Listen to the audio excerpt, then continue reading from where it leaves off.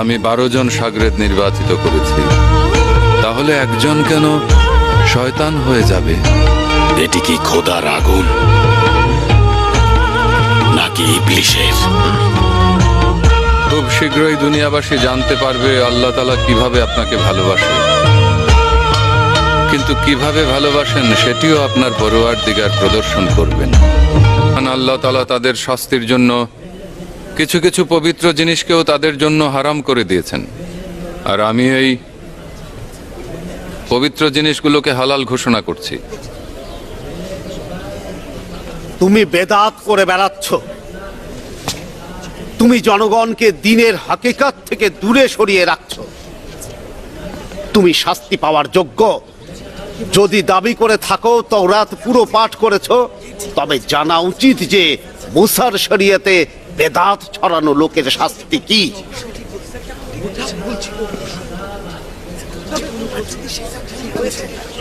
তোমাদের এই বিরোধিতাই আমার জন্য শাস্তি স্বরূপ।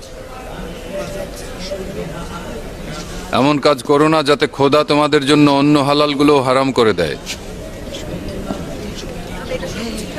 তুমি সত্যি একজন ধোঁকাবাজ।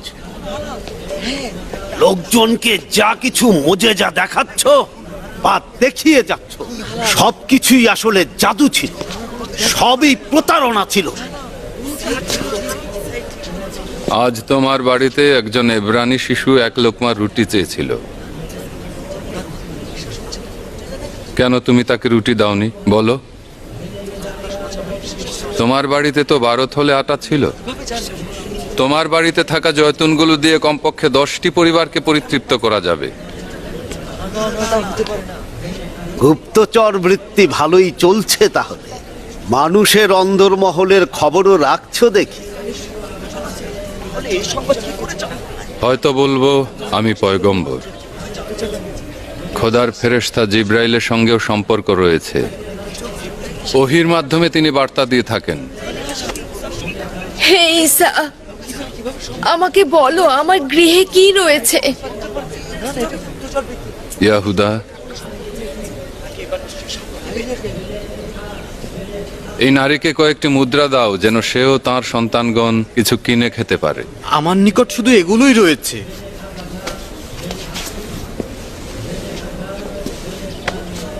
তোমার বাড়িতে প্রচুর খাবার রয়েছে। এত মাছ একসঙ্গে খেতে পারবে না, অথচ তোমার বোনের বাচ্চারা না খেয়ে ক্ষুধার্ত অবস্থায় রয়েছে। এই নারীকে কিছুটা মাছ দিও। তোমার বাড়িতে মাছ নেই, তাই না? ঈসা মিথ্যা বলছে। শুধুমাত্র মাছই নয়, এমনকি দই, দুধ, দুধের স্বর, মধুও রয়েছে। আজ সকালে প্রচুর পরিমাণে খেয়েছো। পেট বেশি ভরে ফেললে অসুখ হতে পারে। এই ফালতু কথার মানে কি যেগুলো আমাদের কাছে বলছে? সে বলছে গরু এবং ভেড়ার চর্বি নাকি হালাল। হয়তো সে খুব শীঘ্রই শূকর ও লাশ খাওয়াকেও হালাল করে দেবে। তাহলে বনি ইসরাইলদের মধ্য থেকে খাতনা উঠিয়ে দাও না। যদি আমার উপরে রিসালাতের কঠিন দায়িত্ব অর্পিত না হতো তবে কিছুই বলতাম না, কিন্তু তোমাদের কাছে খুব বেশি দিন নেই। তোমরা ভয়ঙ্কর এক ষড়যন্ত্রে মেতে উঠবে। আমরা ষড়যন্ত্রকারী নই, তুমি বরং মুসার শরীয়তকে বিকৃতভাবে উপস্থাপন করে যাচ্ছ। তুমি এই উম্মতদের ধ্বংসের দ্বার প্রান্তে নিয়ে যাচ্ছ। এটি একটি বেদাতি পন্থা, এটি শরীয়ত বিরোধী, এটি বেদীন ও কুফরি কাজ। মুসার আইনের বিরোধী সেগুলো বলো সবাইকে। হায় আফসোস, হায় আফসোস, জালিলের গোমরা শয়তান তোমার মনের মধ্যে বাসা বেঁধেছে। কাফের মুরতাদ হয়ে গিয়েছো। খোদার ঘর থেকে এক্ষুনি বেরিয়ে যাও, বাইরে বেরিয়ে যাও। হে মহান বুজুর্গ, আপনার মহান পরওয়ারদিগারের মাধ্যমে আমাকে শাফা দিন।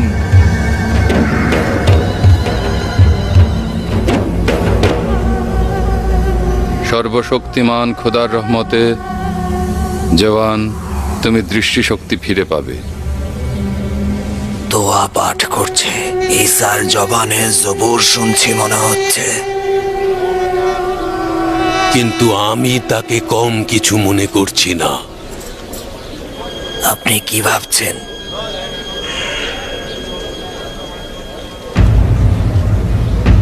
ঈসা নাসিরের কাছে একজন নারীকে নিয়ে যাব, তারপর সাক্ষী দেব যে ওই নারী জেনা করেছে। নাসিরি নিশ্চিত ওই নারীর অপরাধ সম্পর্কে ফতোয়া দেবে, হয় তাকে শাস্তি দেবে নয়তো মুক্তি। যদি তাকে শাস্তি দেয় তবে সে তার শিক্ষা ও আমলের বিপরীতে কাজ করবে। অবশ্যই ওই নারীকে নাজাত দেবে। এখনো কারো বিরুদ্ধে বিনা অপরাধে ফতোয়া দেয়নি। এই পদ্ধতিতে সে তার নিজের কবর নিজেই খুঁড়বে। কিভাবে?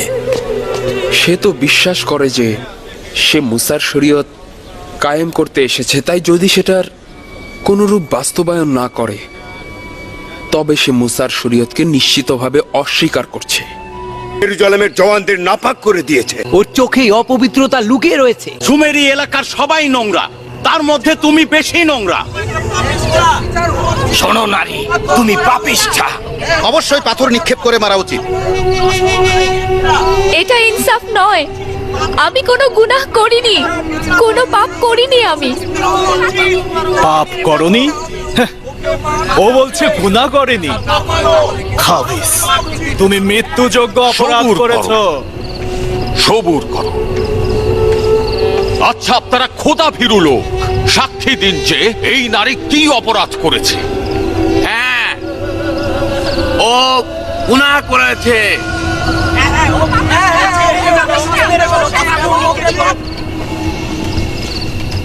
আমি সত্যি করে বলছি আমি কোনো গুনাহ করিনি। ফারিসি এবং সিদ্দিকিয়াগণ কি মিথ্যা বলছেন আর তুমি সত্য বলছো? এই খোদা ভীরু খাদেমদের সাক্ষ্য মতে তোমাকে অবশ্যই পাথর মেরে হত্যা করা উচিত।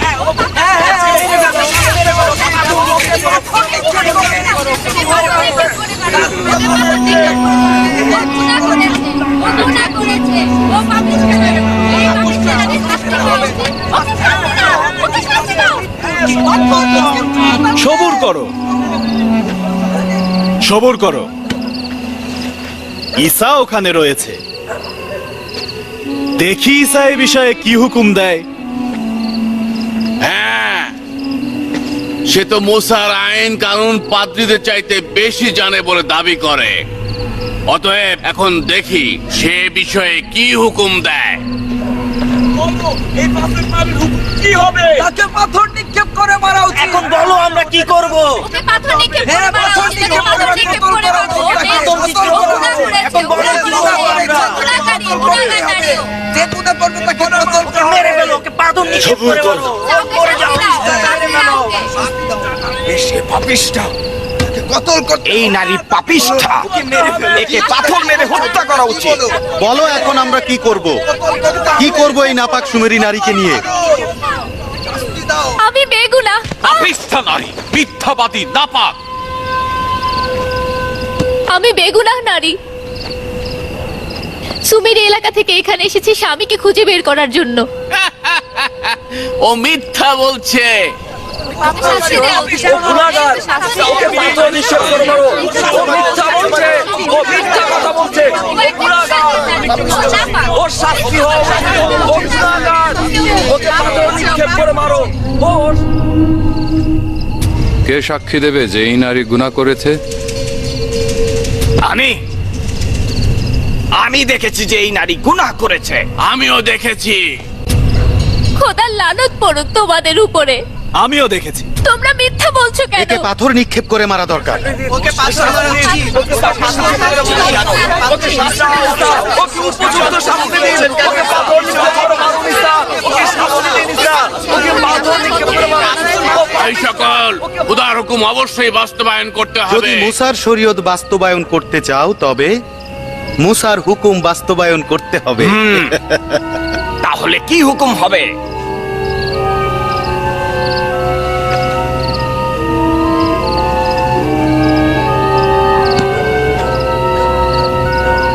আচ্ছা, তুমি কি জানো যে অন্যের বিরুদ্ধে মিথ্যা সাক্ষী দেয় তার চেহারা কেমন হবে?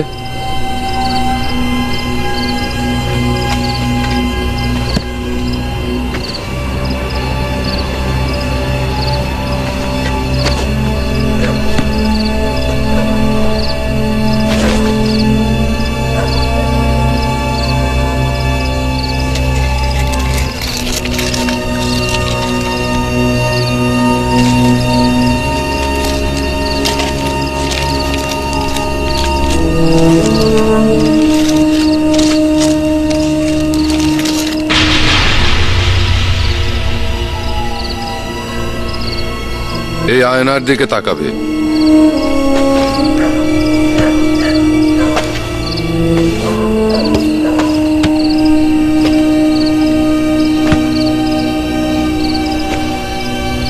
যে ব্যক্তি গুনাহ করেনি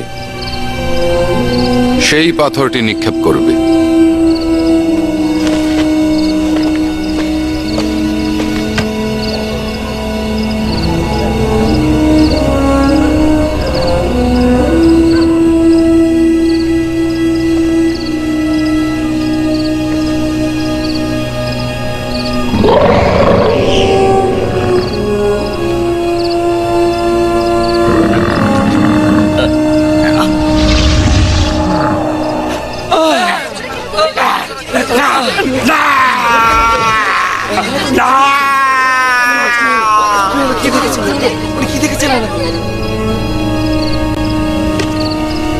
এবং তুমি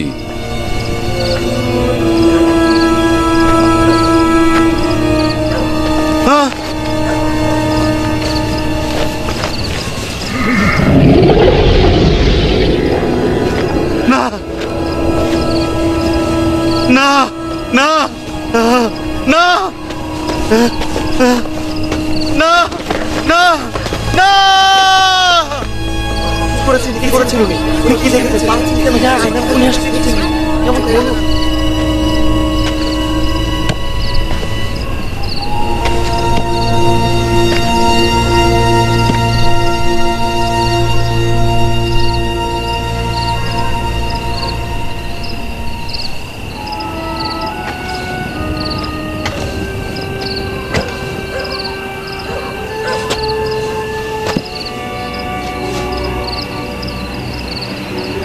হে নারী, তারা কোথায় যারা তোমার বিরুদ্ধে সাক্ষী দিয়েছিল? হে রহমতের পয়গম্বর, আপনি হচ্ছেন সকল বরকতের পথ প্রদর্শক। আমাকে বলুন, আমি এখন কি করব?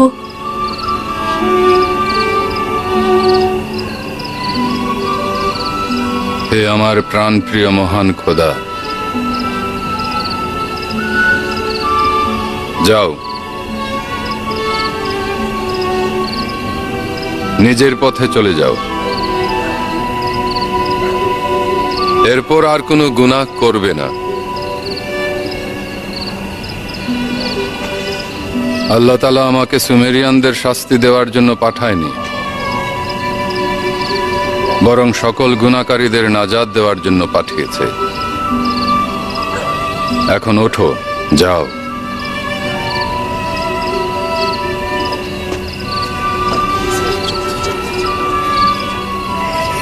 আমাকে বলো, তোমাদের কেউ যদি 100 ভেড়ার মালিক থাকো এবং একটি হারিয়ে ফেলো, কি করা যাবে? সবগুলোকে যেমন ত্যাগ করা যাবে না, তেমনি ওই একটির পেছনেও যেতে হবে। যখন সেটি খুঁজে পাবো, তখন সেই ভেড়াটিকে কাঁধে তুলে নিয়ে আনন্দ উল্লাস করব। এখন আমাকে বলো, আল্লাহ তাআলা কি মানব জাতিকে ভেড়ার চাইতে কম ভালোবাসেন? এখন যেহেতু খোদা মানব জাতির জন্য এই দুনিয়া সৃষ্টি করেছেন, মহান রহমানির রাহিমের কসম, যিনি আল্লাহ তাআলার ফেরেশতাগণের মধ্যে এমন আনন্দ উদযাপনের উপলক্ষ এনে দেবেন যখন সমস্ত পাপীদের তওবা কবুল করে নেবেন। কেননা ওই সময় আল্লাহ তাআলার রহমতে আজিম নাজিল করবেন।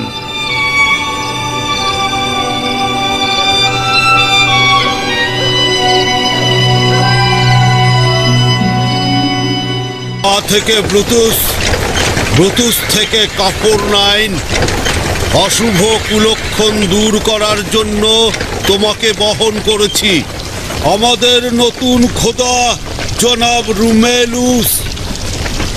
মরিয়ম পুত্র হযরত ঈসার পয়গম্বরীর দ্বিতীয় বছর একটি ভয়ঙ্কর ফিতনা শুরু হবে বলে তিনি ভবিষ্যৎবাণী করেছিলেন। ওই দিন আজিমত থেকে কাফরনাইন শহরের পথে। জেরুজালেমের পথ আর কতটুকু বাকি? নাইন শহর অতিক্রম করলেই হবে, খুব বেশি পথ বাকি নেই। আশা করছি ভাগ্য সহায় হবে, এ পথে কোনরূপ কট্টরপন্থী বিদ্রোহীকে দেখতে পাবো না। অস্ত্রধারী দল এ কারণেই সঙ্গে নিয়ে এসেছি। অবশ্য আমার মূল চিন্তা হচ্ছে এই কুসংস্কারপন্থী লোকজনকে নিয়ে, কারণ তারা আমাদেরকে কাফের মনে করে, কিন্তু নিজেরা আমাদের প্রায় ৮০,০০০ খোদার বিপরীতে সব নকল রূপকথার প্রচলন করেছে। সঠিক কথাই বলেছেন। আপনি জানেন না এরা কিভাবে আমাদের জীবনকে জাহান্নাম বানিয়ে দিয়েছে? আপনি কেন নিজে স্বেচ্ছায় জেরুজালেমে এই ভাস্কর্য নিয়ে এসেছেন?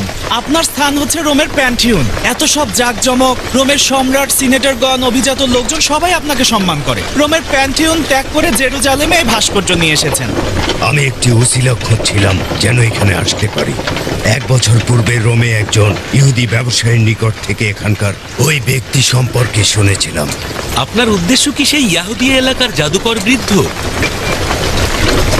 বৃদ্ধ লোক না, জওয়ান। তাকে দেখলে আশা করি আমার অনেক প্রশ্নের সমাধান পেয়ে যাবেন।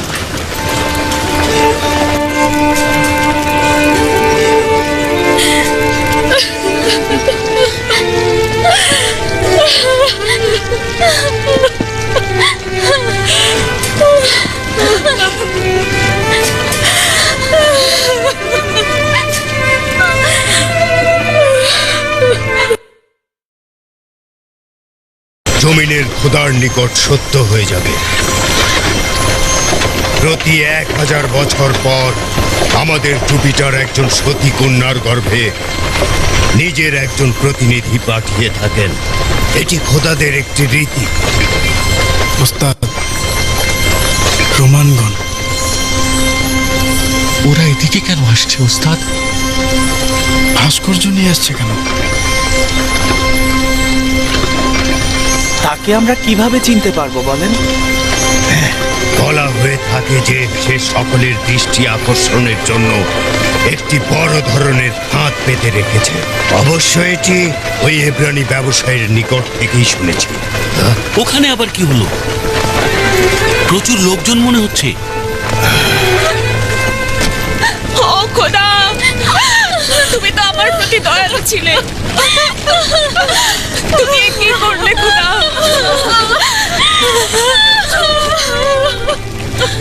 কি হয়েছে ওখানে? আবার কেন এত ভিড় দেখা যাচ্ছে? এটা এব্রানি রীতি জনাবে আলী, সবাই এভাবে দাফন কর্মে অংশগ্রহণ করে। হে খোদা, হে ইব্রাহিমের খোদা, আমাদের ক্ষমা করুন। এই মৃত যুবককে তোমার রহমতের ছায়াতলে আশ্রয় দাও এবং এই শোকার্ত মাকে ধৈর্য ও শোক সহ্য করার ক্ষমতা দাও। আমিন। অবসালুম, তাকে চেনো? সে কে? ঈসা নাসিরি। এখন চিনতে পেরেছি। তার কাছে মৃতকে জীবিত করা দেখতে চাইবো। অবশ্যই তিনি এই কাজ করতে পারবেন না। ঈসা নাসিরি এসেছে, জালিলে শহরের পয়গম্বর। আনা, সে তোমার ছেলেকে শাফা দিতে পারে। অসুস্থ নয়, সে মারা গিয়েছে। কেউই মৃতকে জীবিত করতে পারে না।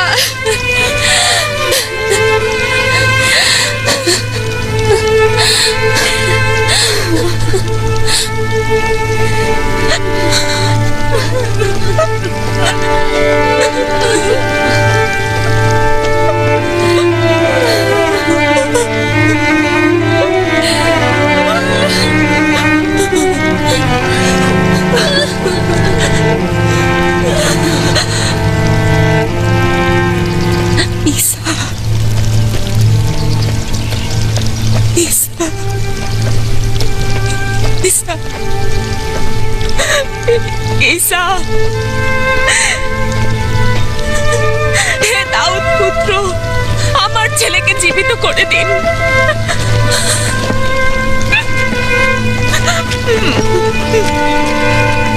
আমার ছেলেকে জীবিত করে দিন। দারুণ বিনোদন হচ্ছে। আমরা একটু তামাশা দেখার জন্য বিশ্রাম নিতে পারি। ওই অভিশপ্ত ভাস্কর্যটি নিয়ে এসো। জনাব ফ্যাবিয়ানুস বিশ্রামের অনুমতি দিয়েছেন। কাফেলা, কিছুটা বিশ্রাম নেব। আপনিও বিশ্রাম নিন জনাব রুমেলুস।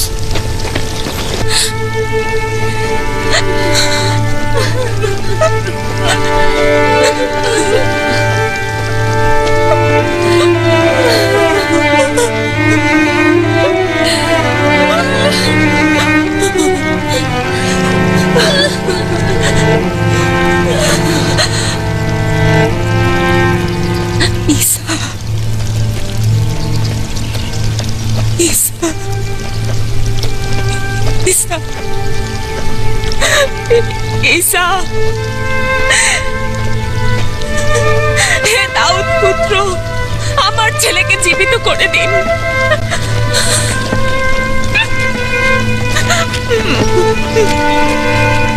আমার ছেলেকে জীবিত করে দিন। দারুণ বিনোদন হচ্ছে।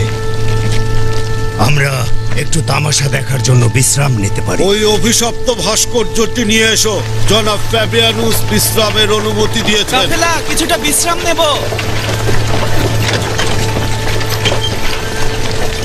আপনিও বিশ্রাম নিন জনাব রুমেলুস।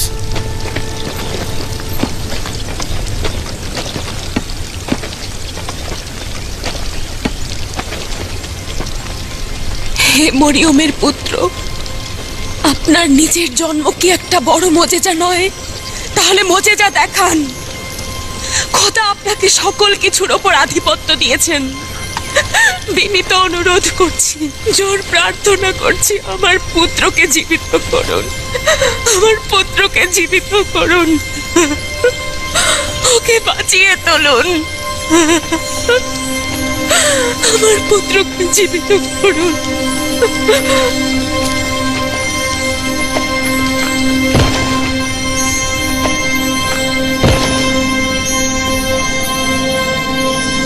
হে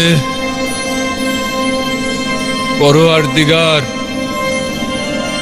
আপনি দেখতে পাচ্ছেন এরা আমার নিকট কি চাইছে। তারা জানে না তারা কি চাইছে। মনে হচ্ছে দিওয়ানা হয়ে গিয়েছে। আমাকে তারা খোদা মনে করছে।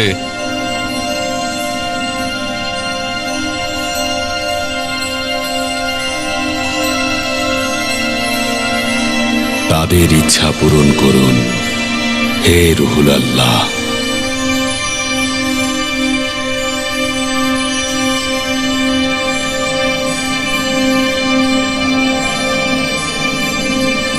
কিন্তু হে জিব্রাইল আমিন, আপনি কি শুনতে পাচ্ছেন না এরা কি বলছে?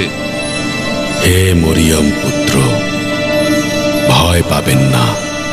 পরওয়ারদিগার আপনাকে সকল রোগের ওপর প্রভাব বিস্তার করার ক্ষমতা দিয়েছেন। তারা মৃত ব্যক্তিকে জীবিত করার আবেদন করেছে। মৃত্যুর চিকিৎসা কিভাবে করব? পরোয়ার দিগার আপনাকে মৃত্যুর ওপরেও প্রভাব বিস্তার করার ক্ষমতা প্রদান করেছেন।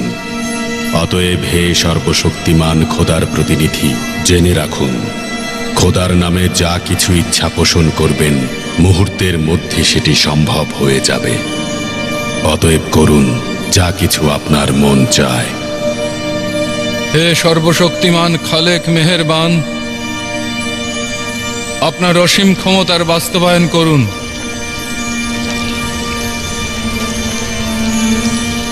তোমরা কেঁদো না, সে মারা যায়নি, ঘুমিয়েছিল। তাকে জমিনে রেখে দাও।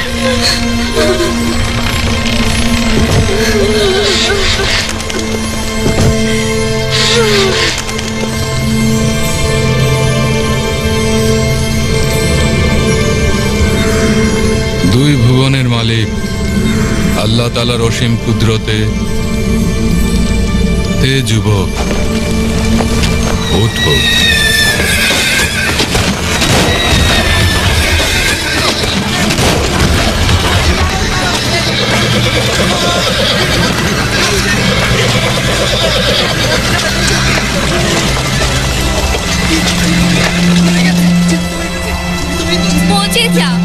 মুজিজা, সে জীবিত হয়ে গিয়েছে। ঈসার খোদা তাকে জীবিত করেছে। খোদার অসীম মুজিজা নাইন শহরে সংঘটিত হয়েছে। তোমরা সবাই দেখো। জালিলেও ইয়াহুদির জনগণ, আর কিসের অপেক্ষায় রয়েছে তোমরা? দেখুন, ঈসা চলে যাচ্ছে, সে চলে যাচ্ছে। না না, বাদ দিন, সময় মতো তাকে খুঁজে বের করব। তাকে খোদা হিসেবে সম্বোধন করছি, খোদার পুত্র অথবা তুমি কি অন্ধ হয়ে গেলে নাকি? কিসের খোদা, কিসের তাকাল্লি? তিনি খোদার পয়গম্বর। এটি আমরা বুঝি, কিন্তু জাহেল ইহুদিগণ বোঝে না। মূর্খ সব। আল্লাহর কোন বান্দাই তার মতো কাউকে মানুষের সৃষ্টি হিসেবে মনে করবে না। অতএব আমাদের তাকে উপযুক্ত মর্যাদা দান করা উচিত। সে সর্বশক্তিমান খোদা এবং আমাদের তাকে ইবাদত করা উচিত। কি হয়েছে? কেন নাইনে অবস্থান? একজন যুবককে মৃত থেকে চিন্তা করা হয়েছে। কে করেছে? খোদার একজন পুত্র, যার নাম ঈসা।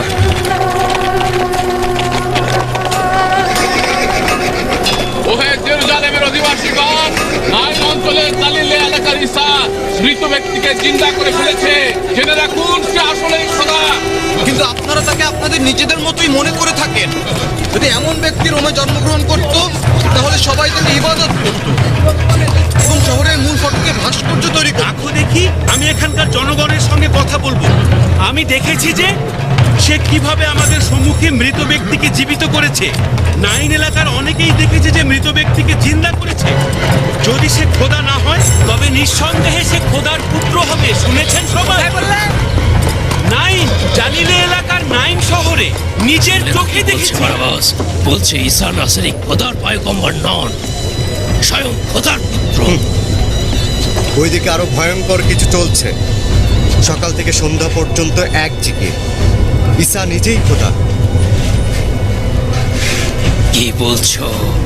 তোমার সিদ্ধান্ত কি? বারাবাস, কথা বলো। ওদের হত্যা করতে বলো। যে কেউ এইসব বাজে কথা বলবে তার রক্ত হালাল, কণ্ঠনালী কেটে ফেলবে। এই মুরতাদদের কতল করো। কিন্তু বারাবাস, চিন্তা করে বলছো তো? রোমানগণ দুই হাত উঁচু করলে ধরে ফেলতে চাইছে। তারা একটি বিদ্রোহের বাহানা খুঁজছে, সুযোগ পেলে সব হত্যা করে ফেলবে। রোমানরা সব ইহুদিদের হত্যা করতে পারবে না। এটি আমাদের নিজেদের মধ্যে এক ধরনের হিসাব কিতাব। কিন্তু কিভাবে নিশ্চিত হব? ফিলাতেস এ ব্যাপারে আমাদের চাইতে অধিক উৎসাহী, যাতে করে একটি বিশৃঙ্খলা দেখা দেয় এবং এ প্রাণীদের মাথা থেকে দেহ আলাদা করে দিতে পারে। এখন তুমিও খুব বেশি ভুল করো না, আর রোমানদের পিছু ছেড়ে দাও। শুনুনি প্রধান কি বলেছেন? এখন এখন থেকে যে কেউই হোক না কেন ঈসা নাসেরীকে খোদার উপাধি দেবে অথবা খোদার পুত্র বলবে, তার রক্ত নেওয়া ভালো। জেরুজালেমের অধিবাসীগণ, পুরস্কার দাও ঈসা খোদার পুত্র। তিনি একজন মৃত ব্যক্তিকে জিন্দা করেছেন। নাইল অঞ্চলে মৃত ব্যক্তিকে জিন্দা করেছেন। আমাদের খোদার পুত্র তাজাল্লি দেখিয়েছেন। ঈসা প্রমাণ করেছেন যে তিনি একজন খোদার পুত্র। খোদার পুত্র আমাদের মাঝে এসেছেন।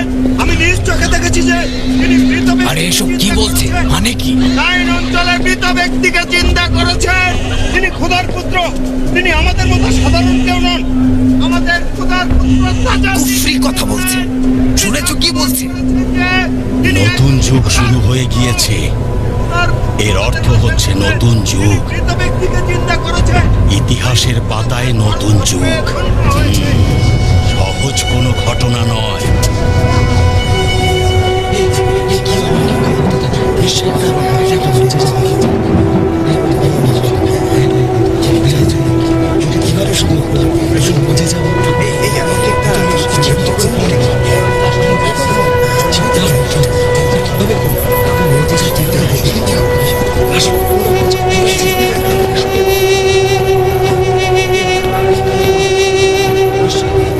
ওহে জনগণ, আপনাদের বলছি, শুনুন।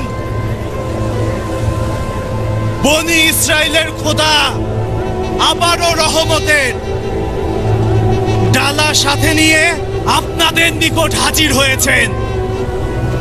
তার পুত্রকে পাঠিয়েছেন। এই ঈসা আমাদের সকলের নাজাতের জন্য এসেছে। আপনাদেরকে বলছি, ওহে জনগণ, হে ভাই সব, মনোযোগ দিয়ে শুনুন। ঈসা খোদার পুত্র। এই লোক তোমাদের মূল কথা থেকে দূরে সরিয়ে দিচ্ছে। ঈসা নিজেই খোদা। ঈসা খোদার পুত্র। বোবা হয়ে যাবে। ঈসা খোদা নয়, ঈসা খোদার পুত্র। ভাই সকল, আমার কথা শুনুন। এখন আমাকে বলো, উত্তম নয় এই জমিনের আসল ক্ষমতাশালী থেকে এই বিদ্রোহ দমনে সাহায্য গ্রহণ করব? হ্যাঁ,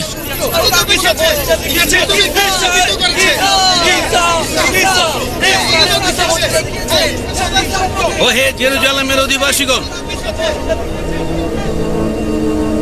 আমার কথা শুনুন।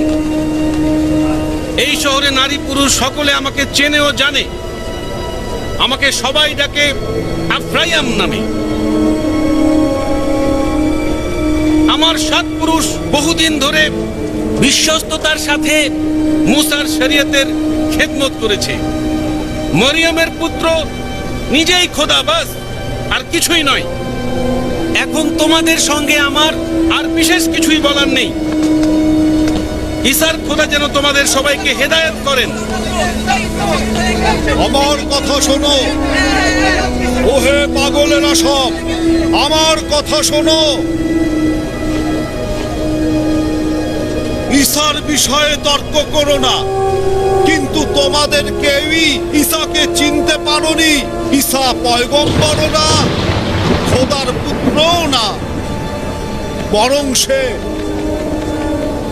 আমাদের প্রমাণদের খোদা। জেরুজালেমের আনাচে কানাচে বিশৃঙ্খলা রক্তপাত ঘটে যাচ্ছে, আর লোকেরা নিজেদের মধ্যে হানাহানি বাঁধিয়ে দিয়েছে। যখন ঈসায় নাসিরি তাদের এই কর্মকাণ্ড দেখে মরুভূমিতে বসে হাসছে, তখন ইহুদি অঞ্চল কিনা তার কারণে ফেতনা ফ্যাসাদ বাঁধিয়ে দিয়েছে।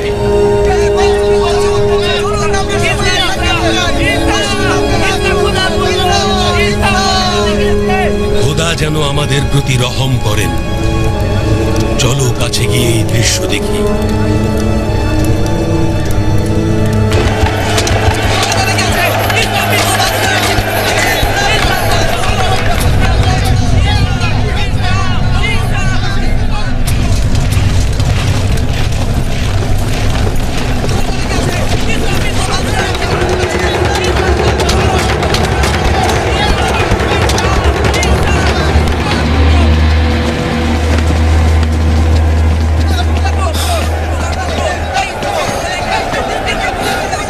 খোদা তোমাকে অবশেষে পাঠালো বারাবাস।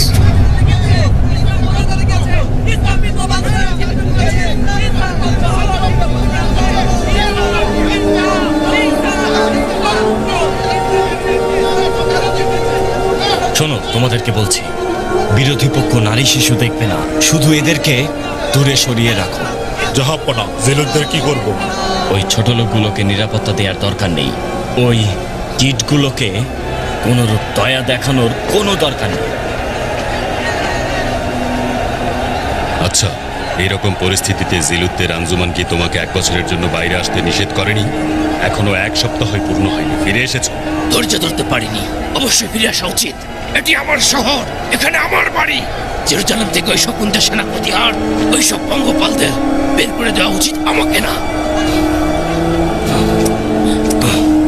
এখন কি করতে হবে বলো? ওদের উপর হামলা করবে, নিরাপত্তা দেওয়ার প্রয়োজন নেই। যে কেউ ঈসাকে খোদা অথবা খোদার পুত্র বলবে, অবশ্যই তাকে হত্যা করবে। হে আমার জিলুত বীর ভাইরা, পবিত্রতার জন্য উৎসর্গকারী, তাদের নিরাপত্তা দেয়া যাবে না। তাদের উপরে হামলা করবে, তাদের ধ্বংস করে দাও। খঞ্জর বের করে আনার এখনই উপযুক্ত সময়। মুসার শরীয়তকে হেফাজতের এখনই সময়। এই দিনের আলোর মতো সত্য শহরে কুফরি যেন বাসা না বাঁধে। হামলা করো, হামলা করো। কিসের অপেক্ষায় রয়েছে? হামলা করো, হামলা করো, হামলা করো।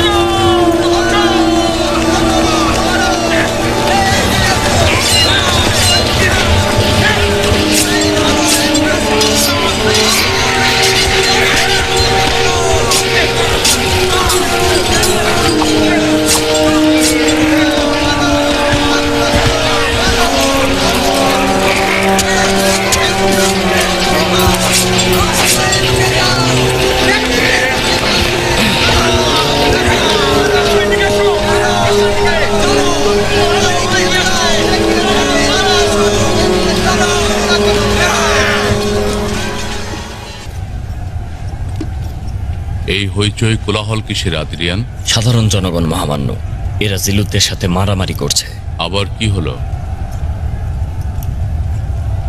আবারও বিদ্রোহ করছে। একটি নীরব বিদ্রোহ, কিন্তু খুব দ্রুতই এই বিদ্রোহ সকলের মধ্যে ছড়িয়ে পড়েছে। সবকিছু জালিলে এলাকার পয়গম্বর শুরু করেছে। সবকিছু এখন তাকে দিয়েই শেষ হবে। সুলাইমান গির্জার সকলে এসেছে? জি, সুলাইমান গির্জার সবাই, সঙ্গে বাদশাহ হিরোদসও এসেছেন। ওই ভাঁড় বাদশাও এসেছেন? সঙ্গে আবার ইহুদি কওমের পবিত্র মজলিসে শুরা। আজব একদিনের সূচনা। আচ্ছা ঠিক আছে, তাদের ভেতরে আসতে বলো। জি মহামান্য।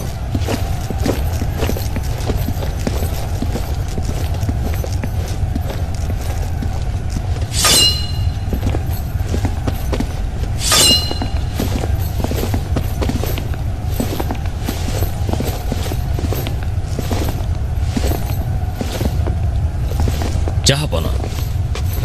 বাবা, আজব ব্যাপার। অবশেষে আমরা মহান পাদ্রীয় জনাব হিরোদসকে একসাথে দেখার সৌভাগ্য অর্জন করলাম, তাও আবার একই ছাদের নিচে, একই কামরায়। আচ্ছা, এটিও আবার ঈসা নাসিরের একটি মুজিজা না? জনাব আলী বাইরে কি তাদের শব্দ শুনছেন না? প্রতিদিন নতুন সব ঝামেলার সৃষ্টি করে, এখানে ওখানে প্রতিদিন নতুন ফিতনা করেই যাচ্ছে। এই ফিতনার আগুন সর্বত্র ছড়িয়ে পড়ছে। মনে হচ্ছে মানুষজন আর নিজেদের জায়গায় নেই, পাগল হয়ে গেছে, মতিভ্রম হয়েছে। এটি নাইন শহরের বিস্তারিত বিবরণের দলিল।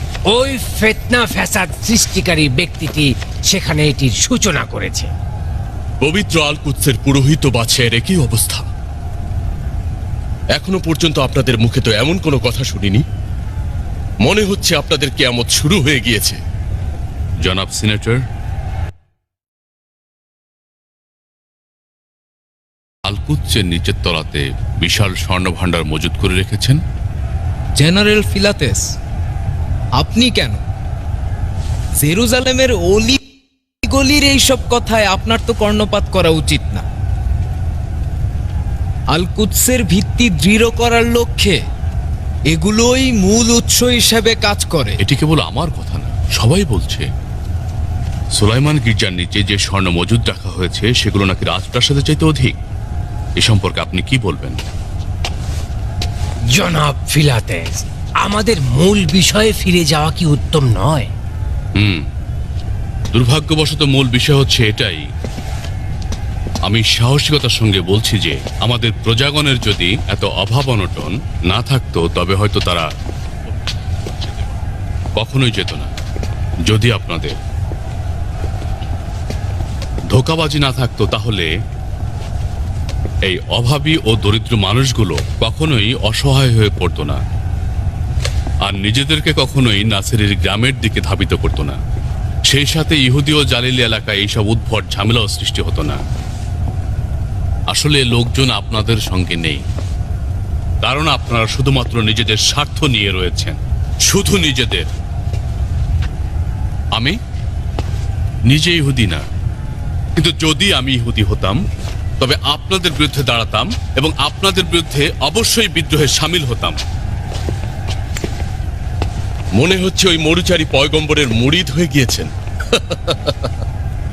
নাকি আবার নগ্ন পায়ে লিজিয়নদের পক্ষ থেকে ওই ঈসা নাসিরের সঙ্গে যোগ দেওয়ার ইচ্ছা রয়েছে, হ্যাঁ? তাই নয় কি? দুর্ভাগ্যবশত আমার অবস্থা আপনাদের অবস্থার চাইতে খুব বেশি ভালো নয়। আমার কাজ তো শেষ। যদি এই হট্টগোলের খবর রোমে পৌঁছে যায় তবে কি হবে জানি না, আর কিভাবেই বা বুঝবো যে এই খবর এখন পর্যন্ত রোমে পৌঁছেছে কিনা। এই দিক বিবেচনা করলে ভাগ্য আপনার সহায় রয়েছে। এই হট্টগোল হাঙ্গামার মধ্যে রোমে ফিরে যাবেন, আসলেই আপনি সৌভাগ্যবান। ভুল করছেন আলী জনাব, আমি রোমান কাইজারের প্রতিনিধি, তার নিকট থেকেই সরাসরি সব আদেশ গ্রহণ করে থাকি। আমার আসল কাজ হচ্ছে এখানকার প্রতিটি কাজ, প্রতিটি অণু পরমাণু খেয়াল রাখা, এমনকি যে কোনো প্রকার বিদ্রোহ দমন করা। জনাব হিরোদস কি এ বিষয়ে দ্বিমত পোষণ করছেন? এখন আমরা সবাই একটি দাবি নিয়ে একমত রয়েছি। প্রকৃতপক্ষে একটি ভয়ঙ্কর হুমকি আমাদের সম্মুখে রয়েছে। বিশাল আকারের ফিতনার যে আগুন চারিদিকে ছড়িয়ে পড়েছে তা সহজে নিভবে বলে মনে হয় না। সর্বত্র জ্বালিয়ে দেবে এবং ছাই করে দেবে। গতকাল জ্বালিলে, আজ ইয়াহুদিয়ে, আগামীকাল। এমনও বলবেন না তো যে রোমও এই ব্যাপারে অসন্তুষ্ট? সম্ভবত, হয়তো রোমে আরো বেশি কিছু হতে পারে। শুনেছি প্রত্যেক পাত্রী ও লেখকের চাইতে তৌরাত ও আম্বিয়াদের অন্যান্য পবিত্র কিতাব সম্পর্কে অধিক ধারণা রাখে। তাহলে কিভাবে আপনারা সিনেটের হাদিরিয়ানগণ তার সম্পর্কে আগ্রহ প্রকাশ করছেন না? সম্ভবত তার মোজেজা আপনাদের জন্য যন্ত্রণা। না না না, আসলে এসব কিছুই সে কবুল করে না। উত্তম হচ্ছে বলো যে সে তোমাদের কবুল করে না। হ্যাঁ, এখানেই মূল সমস্যা। আলী জনাবান, আমার নিকট জিজ্ঞেস করুন। আমি এই বিষয়ে সূক্ষ্ম খবরাখবর রাখি। সে এই বলে যে হাদেরিয়ানগণ আর সিনেটর বৃন্দ প্রকৃত ইহুদি মাজহাব ও ইতিহাস বদলে দিয়েছে। আলী জনাবান, আমার নিকট জিজ্ঞেস করুন। আমি এই বিষয়ে সূক্ষ্ম খবরাখবর রাখি। সে এই বলে যে হাদেরিয়ানগণ আর সিনেটর বৃন্দ প্রকৃত ইহুদি মাজহাব ও ইতিহাস বদলে দিয়েছেন, অথবা এদের ভাষায় মুসার শরিয়ত অমান্য করছে। জেনারেল, তারা নিজেদের মধ্যে যুদ্ধ করছে, আমাদের সঙ্গে কোনো সম্পর্ক নেই। ভুল করছে, রোমের সঙ্গে কোনো সম্পর্ক অনেক নেই। বেশি সম্পর্ক রয়েছে। এই লোকটি যে বিদ্রোহ করছে তাতে আপনাদেরও প্রশ্নের মুখোমুখি দাঁড় করাবে জেনারেল। তাকে কি গ্রেফতার করব? তার তো কোনো সৈন্য সামর্থ্য নেই। সামনে এগিয়ে তাকে হাজতে পাঠাবো, আর তারপর পছন্দ মতো হত্যা করব। অনুরোধ করছি এরকম মজা করবেন না, নয়তো আপনিও কিন্তু রোমান কাইজারের সামনে বড় ধরনের প্রশ্নের মুখোমুখি হবেন। এই লোকটির কর্মকাণ্ড নিঃসন্দেহে রোমান সম্রাটের শাসনের ভিত্তি পর্যন্ত নড়বড়ে করে দেবে। নিজের ক্ষমতা স্থায়ী করার পূর্বে আপনার উচিত হবে ইয়াহুদি ও জালিলে এলাকার বিদ্রোহ দমন করা। জনাব ফিলাতেস, কেননা আমাদের জানা মতে এই গত কয়েকদিনে এই ইয়াহুদি এলাকায় 10 বছরের সমান বিদ্রোহ দেখা দিয়েছে। এরই মধ্যে কমপক্ষে ৮০টি অভিযোগ আমাদের নিকট পৌঁছেছে, জানিয়ে আমরা পাদ্রীগণ ও ফারিসিগণ খুবই চিন্তিত আছি। আপনি যদি ঈসা মসীহকে গ্রেপ্তার না করেন তবে এই ফিতনা ফ্যাসাদ দিনকে দিন বাড়তেই থাকবে। হ্যাঁ ঠিক। অসংখ্য লোক নিহত হয়েছে, এই ফিতনা বন্ধ করুন। ওকে অবশ্যই খুঁজে বের করা উচিত। অবশ্যই মরুভূমির কোনো গোপন স্থানে ওকে খুঁজে পাওয়া যাবে। আচ্ছা ঠিক আছে, খুঁজে বের করুন, কিন্তু তারপর কি? হ্যাঁ, আপনারা নিজেরাও ভালো করে জানেন যে ওকে সহজে বশ মানানো সম্ভব নয়। জনগণের নিকট ঘোষণা দেব, যে ব্যক্তি ওকে খুঁজে বের করবে তাকে আকর্ষণীয় পুরস্কার দেব। অতঃপর আমরা ওর খোঁজে যাব। ফিলিস্তিনের রাজনৈতিক ও ধর্মীয় নেতৃবৃন্দ, আপনি, আলী জনাব হিরোদোস এবং আলী জনাব কিয়াফা, আমার মনে হয় এরপর জনগণ ওর পিছু পিছু যাবে না। তাহলে কি ওকে সেজদা করব? না জাহাপনা, ওর কাছে এই ফিতনা ফ্যাসাদ বন্ধ করার অনুরোধ করব।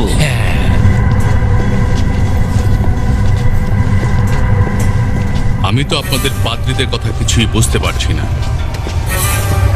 কিন্তু আপনাদের কথা মতোই সব কাজ করব। আচ্ছা, আপনারা দুনিয়ার এই সব প্রভাব প্রতিপত্তি আর ক্ষমতা দ্বারা কি লাভবান হবেন?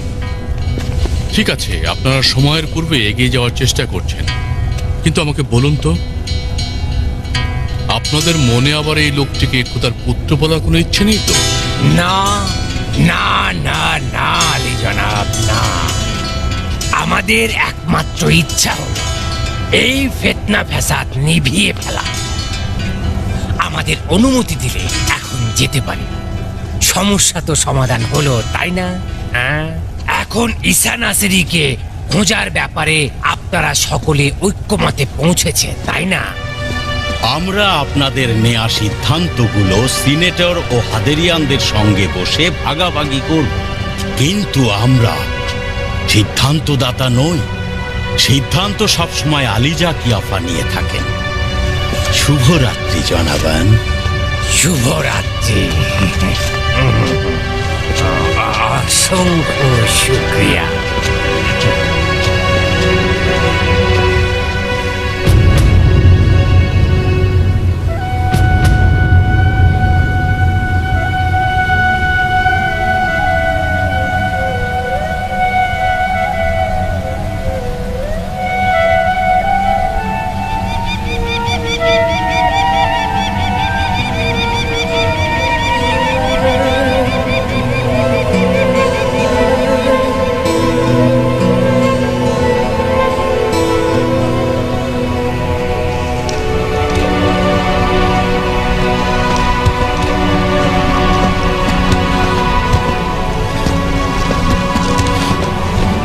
ওস্তাদ, ওস্তাদ, ওস্তাদ, কিসের জন্য এভাবে পালিয়ে বেড়াচ্ছেন? হে পেট্রোস, আমি খোদার অনুগ্রহে অন্ধকে দৃষ্টিশক্তি ফিরিয়ে দিয়েছি, বধিরকে শ্রবণ শক্তি ফিরিয়ে দিয়েছি, কিন্তু আফসোস, এই আহমকদের বিবেক শক্তির কিছুই করতে সক্ষম হলাম না। এখন এই নির্বোধ কম থেকে পালিয়ে বেড়াচ্ছি। আমাকে রেহাই দাও, আমি চলে যাই। ওস্তাদ, ওস্তাদ, ওস্তাদ!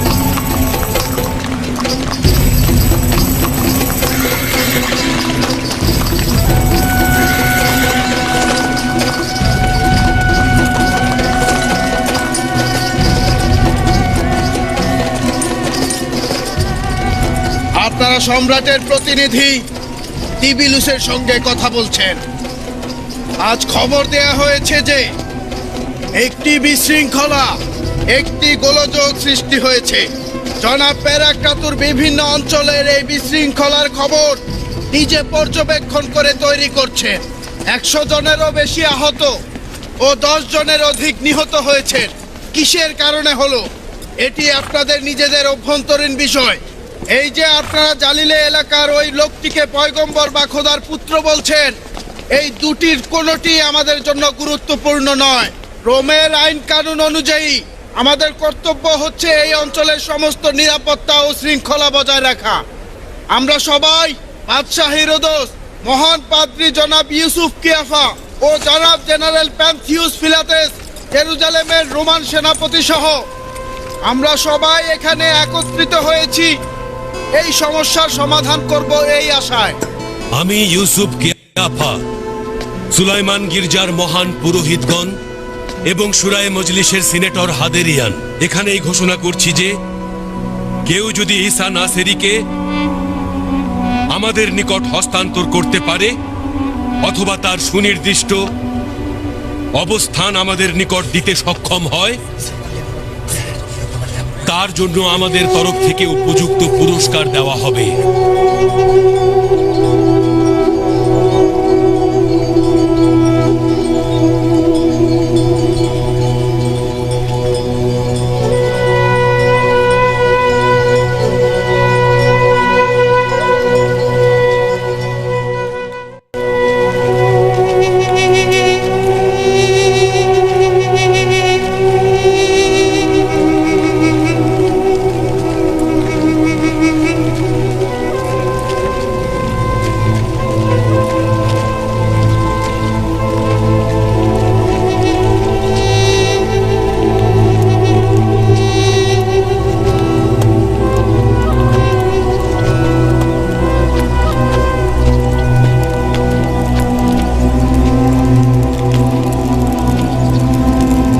ওস্তাদ, ওখানে দেখুন।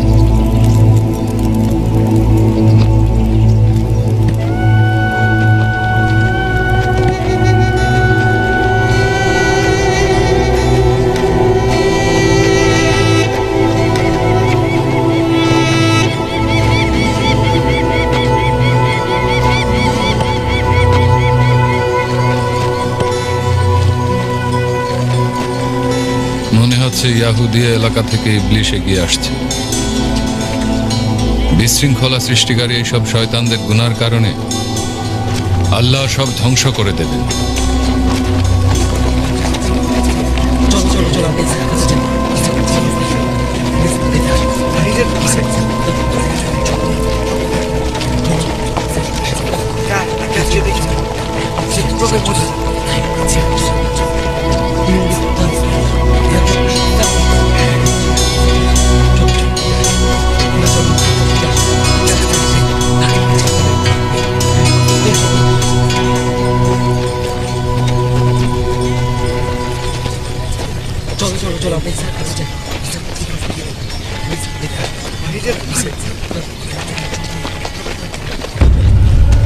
ওই যে দেখো, ঈসা মসীহ।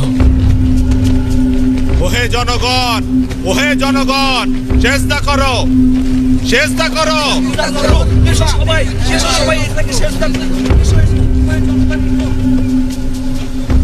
হে পথভ্রষ্টগণ, মাথা তোলো, চোখের সামনে থেকে সরে যাও। হে বনি ইসরায়েল, আমি মহান আল্লাহর দরবারে সাক্ষী দিচ্ছি, তোমরা যা কিছু বলছো সব ভুল বলছো। কেন নিজেদের বিবেককে কাজে লাগাচ্ছ না? তোমরা কি দেখছো না যে আমি তোমাদের মতোই একজন সাধারণ মানুষ, একজন নারীর গর্ভে জন্মেছি, মৃত্যুশীল একজন মানুষ, আল্লাহর হুকুমের বাইরে যেতে অক্ষম। আমিও সকল মানুষের ন্যায় দুঃখ কষ্ট পেয়ে থাকি, ঘুমিয়ে থাকি, শীত গরম সহ্য করি। আমি তোমাদের থেকে ভিন্ন কেউ নই। হে খোদা, তুমি নিজে সাক্ষী থেকো। যখন তোমার দরবারে সাক্ষ্য দিতে আসবো, ওই সময় আমার কথাগুলো তলোয়ারের ন্যায় তীক্ষ্ণ হবে। যাদের প্রতি আমি অসন্তুষ্ট, তাদের জন্য আমার কথাগুলো তলোয়ারের ফলা হয়ে বিঁধবে। ওস্তাদ, দেখুন দলে দলে লোক আমাদের দিকে আসছে। বাদশা হিরোদস সঙ্গে রয়েছে, দেখতে পাচ্ছেন?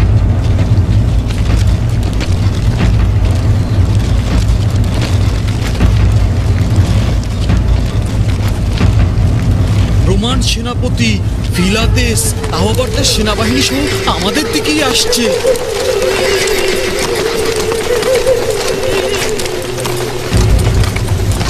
ওস্তাদ দেখুন, এই দিকে দেখুন, প্রধান পুরোহিত অন্যান্য পুরোহিতদের নিয়ে এদিকেই আসছে। আজ কি হতে যাচ্ছে? সম্ভবত তারা সবাই দিওয়ানা হয়ে গিয়েছে।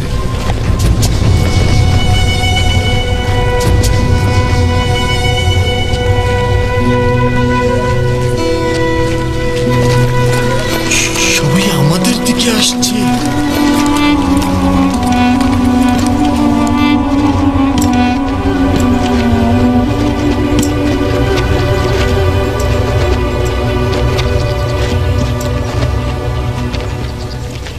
মহামান্য, আপনি প্রধান পুরোহিতকে এখনো ভালোভাবে চিনতে পারেননি। সেই একমাত্র পুরোহিত যে কিনা পরপর দুজন শাসককে পরিবর্তন করে ফেলেছে। আবার আমাদের পরিবর্তন করতে এই জনসমাগমের মধ্যে তো কিছুই করা যাচ্ছে না, দেখতেই পাচ্ছ আজব প্রভাব বিস্তার করেছে। ওর থেকে অধিক প্রভাব বিস্তার আমি করব।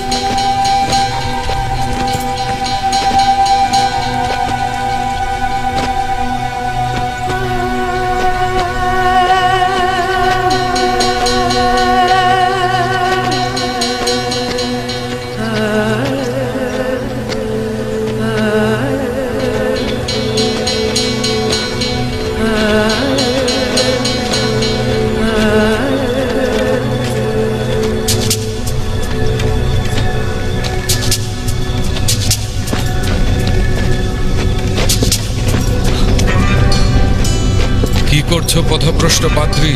কি করছো? মহান খোদাকে ভয় করো, আমাদের মহান পরওয়ারদিগার এবং এই জনসমাগমকে ভয় করো।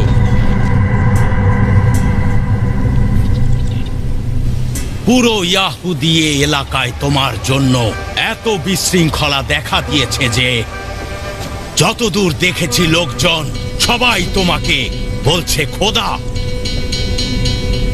আমরা জনগণের মধ্যে এই ফিতনার আগুন নেভানোর জন্য রোমের মহান প্যারাক্রাতুর এবং জালিলে এলাকার রাজাকে সঙ্গে নিয়ে এসেছি। আমরা অন্তর থেকে তোমার নিকট চাইছি যেন এই বিশৃঙ্খলা আমাদের মধ্য থেকে দূর হয়ে যায়। উম্মতের মধ্যে কেউ বলছে তুমি খোদা, আবার অন্য দল বলছে তুমি খোদার পুত্র, আবার কেউ কেউ বলে যে তুমি খোদার পয়গম্বর। হে পাদ্রী প্রধান, তুমি কেন বিশৃঙ্খলা তৈরি করছো? তুমি কি দিওয়ানা হয়ে গিয়েছো?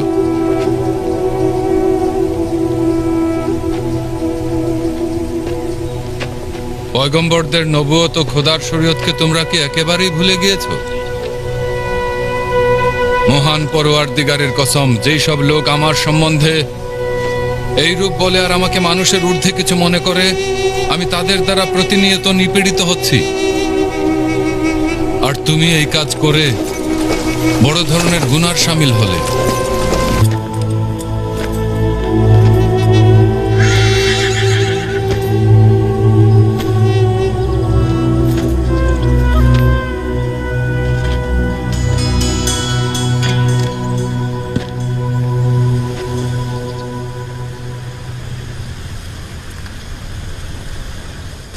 হে রোমের শাসক, হে জালিলে শহরের বাদশাহ,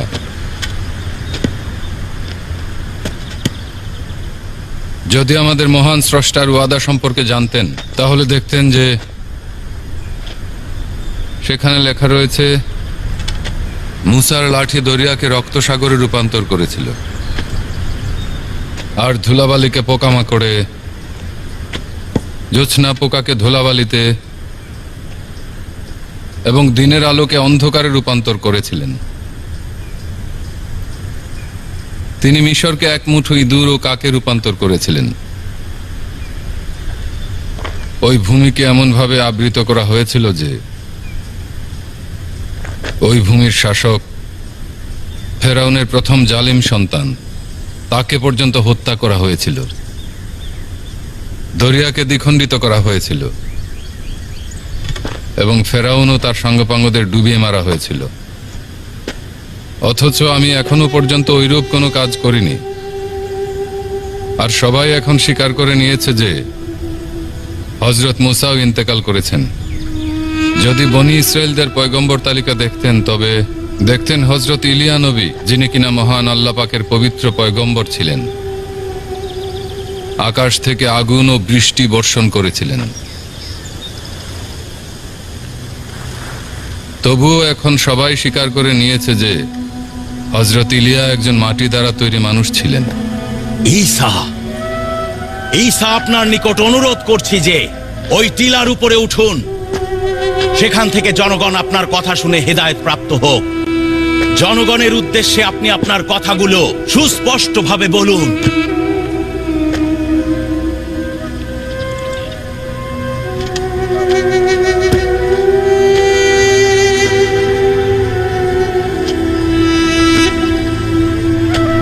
মহামান্য পুরোহিত, আপনিও আমার সঙ্গে উপরে আসুন,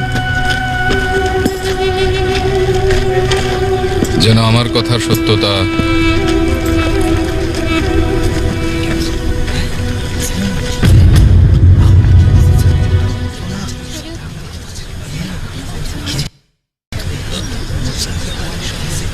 আল্লাহ পাকের লিখিত আয়াত দ্বারা যাচাই করতে পারেন।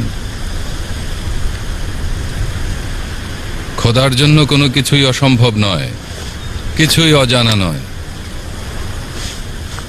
সঠিক ঈসা, আপনি একেবারে সঠিক কথাই বলে দিয়েছেন। ওখানে সবকিছু সেভাবেই লেখা রয়েছে। সেখানে লিপিবদ্ধ রয়েছে আল্লাহ পাক সর্বত্র রয়েছেন, আর তিনি ভিন্ন অন্য কেউ নেই। তিনিই আমাদের মৃত্যু দেন এবং জীবিত করেন, আমাদের শাফা প্রদান করেন এবং যা কিছু চান তা করে দেখান। হ্যাঁ, আপনি যেভাবে বলছেন সেভাবেই করে থাকেন। সেখানে লিপিবদ্ধ রয়েছে যে খোদাকে দেখতে পাওয়া যাবে না এবং তিনি মানুষ থেকে অন্তরালে রয়েছেন, কেননা তার কোনো শারীরিক অবয়ব নেই, আবার তার কোনো পরিবর্তনও নেই এবং কোনো আকারও ধারণ করবেন না। একদম ঠিক। সেখানে লিপিবদ্ধ রয়েছে যে আল্লাহ তাআলার সত্যিই কোনো চাহিদা নেই, কেননা তিনি আহার করেন না, আবার ঘুমানো না, এবং তার কোনো কিছুর অভাব নেই। হে জনগণ, শুনে রাখুন, আমি যা কিছু বলছি সেটিতে মহান পুরোহিত সত্যতা তুলে ধরছেন। সেখানে লিপিবদ্ধ রয়েছে যে কিভাবে ওই আসমান দাঁড়িয়ে রয়েছে। সেখানে লিপিবদ্ধ রয়েছে যে আল্লাহ তাআলা সর্বত্র রয়েছেন এবং তিনি ছাড়া কোথাও অন্য কেউ কখনোই সর্বত্র বিরাজ করেন না।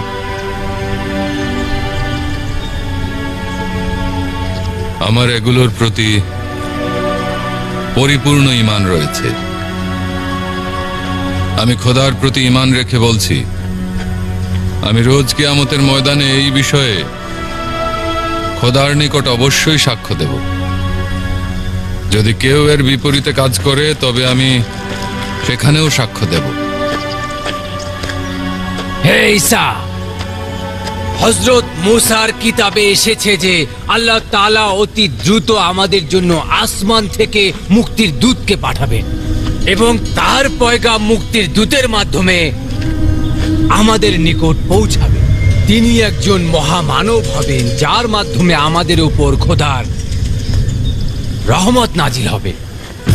এখন এখন আপনার কাছে চাইছি যে আপনি আমাদের স্পষ্টভাবে বলুন।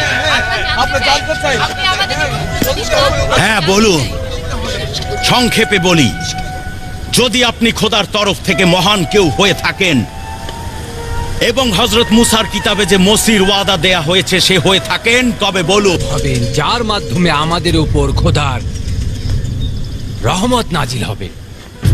এখন আপনার কাছে চাইছি যে আপনি আমাদের স্পষ্টভাবে বলুন। হ্যাঁ বলুন, সংক্ষেপে বলি, যদি আপনি খোদার তরফ থেকে মহান কেউ হয়ে থাকেন এবং হযরত মুসার কিতাবে যে মসির ওয়াদা দেয়া হয়েছে সে হয়ে থাকেন, তবে বলুন। আসলেই কি এমন ওয়াদা দিয়েছেন? কিন্তু আমি সে নই, কেননা তাকে আমার পূর্বে সৃষ্টি করা হয়েছে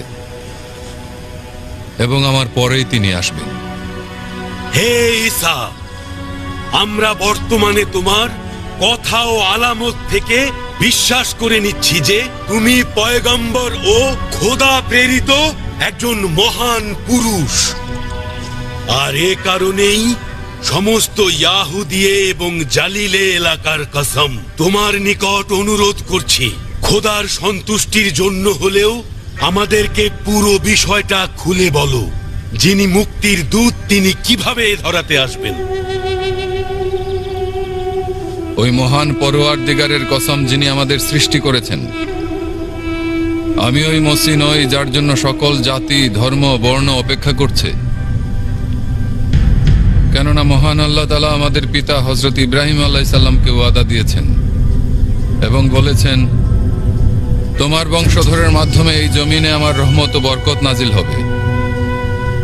কিন্তু যখন আল্লাহ তাআলা আমাকে এই জমিন থেকে তুলে নেবেন, এই দুনিয়ায় শয়তান আবারও ফিতনা ফেসাদ বাঁধিয়ে দেবে। যারা মুত্তাকি ও পরহেজগার নয় তারা আমাকে খোদা অথবা খোদার পুত্র মনে করবে।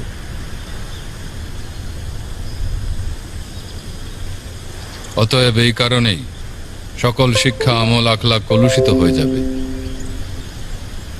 তখন মাত্র 30 জন মুমিন বান্দা অবশিষ্ট থাকবে, আর আল্লাহ পাক আবারও দুনিয়ার বুকে রহমত নাজিল করবেন। তিনি আখেরি পয়গম্বরকে পাঠাবেন এবং তাঁর কল্যাণে সমস্ত পৃথিবীতে আবারও রহমত, বরকত নাজিল হবে। সেই পয়গম্বরের মাধ্যমে কুদরত দেখাবেন আর সমস্ত মূর্তি ভেঙে চুরমার হয়ে যাবে এবং আল্লাহ শয়তানের সমস্ত শেকড় উপড়ে ফেলবেন। দুনিয়ার প্রতিটি আনাচে কানাচে রহমতের সুশীতল বাড়ি বর্ষিত হবে। অতএব যে তার প্রতি ঈমান আনয়ন করবে সে চিরজীবী হবে। হে মহামানব ঈসা, আপনি চোখের সামনে যেসব ফিতনা দেখলেন আর কখনোই এর পুনরাবৃত্তি হবে না। সঠিক। আমরা আজই রোমের সম্মানিত সিনেটরদের নিকট আপনার কথা জানিয়ে একটি পত্র লিখব, যেন একটি ফরমান জারি করা হয়, যাতে এর পর থেকে কেউ আপনাকে আর কখনোই খোদা বা খোদার পুত্র বলে সম্বোধন না করেন। আপনাদের এই ওয়াদাও হয়তো কোনো কাজে আসবে না, কেননা যেখানে আলো রয়েছে তার বিপরীতে অন্ধকারও লুকিয়ে থাকে। কিন্তু আমার মূল বিশ্বাস হচ্ছে সেই পয়গম্বরের প্রতি, যিনি কিনা আমার সম্পর্কে প্রতিটি মিথ্যা আকীদা ও বিশ্বাসকে উপড়ে ফেলবেন। তাঁর দ্বীন প্রসারিত হবে এবং দুনিয়ার প্রতিটি প্রান্তে ছড়িয়ে পড়বে, কেননা হযরত ইব্রাহিম আলাইহিস সালাম এমনই ওয়াদা দিয়েছেন। আমাকে যে জিনিসটি স্বস্তি দিচ্ছে তা হলো তাঁর প্রণীত দ্বীন কখনোই বিলুপ্ত হবে না।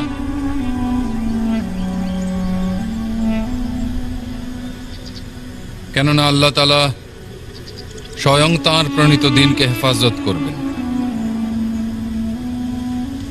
তাহলে আপনি আমাদেরকে বলেন যে এই পয়গম্বর দুনিয়াতে আগমনের পর কি অন্য কোনো পয়গম্বর আসবেন? আল্লাহ তাআলার তরফ থেকে এই সত্যবাদী পয়গম্বর আসার পর আর কোনো নবী পয়গম্বর আসবেন না। আচ্ছা, তাহলে এই মুক্তির মহামানবের নাম আমাদের নিকট বলুন। এটি তো আপনি অবশ্যই আমাদের বলবেন, তাহলে তো আমরা ভণ্ড নবীদের সহজে চিনতে পারব, তাই না? তোমাদের এব্রানীদের জন্য তার নামটি আশ্চর্যজনক হবে, কেননা আল্লাহ তাআলা তাঁকে ওই সময় সৃষ্টি করেছেন আর তাঁর নূর আসমানে রেখে দিয়েছেন এবং বলেছেন, হে আহমদ, আপনার সম্মানে বেহেশত, দোজখ ও অসংখ্য মাখলুকাত সৃষ্টি করব এবং আপনাকে প্রদান করব। যারা আপনাকে সম্মান জানাবে তারা সম্মানিত হবে, আর যারা অপমান করবে তারা অবশ্যই অপমানিত হবে। আপনাকে দুনিয়াবাসীর নাজাতের জন্য পাঠানো হবে। আপনাকে আমার নিজের পয়গম্বর হিসাবে আমি পরিচয় করিয়ে দেব। অতএব আপনার কথা সত্য, সঠিক হবে। আসমান জমিন দুর্বল ও ভঙ্গুর হয়ে যাবে, কিন্তু আপনার ঈমানের এক বিন্দু পরিমাণ নড়চড় হবে না। হে জনগণ, জেনে রাখো এই পাক পবিত্র পয়গম্বরের নাম হচ্ছে মুহাম্মদ। মুহাম্মদ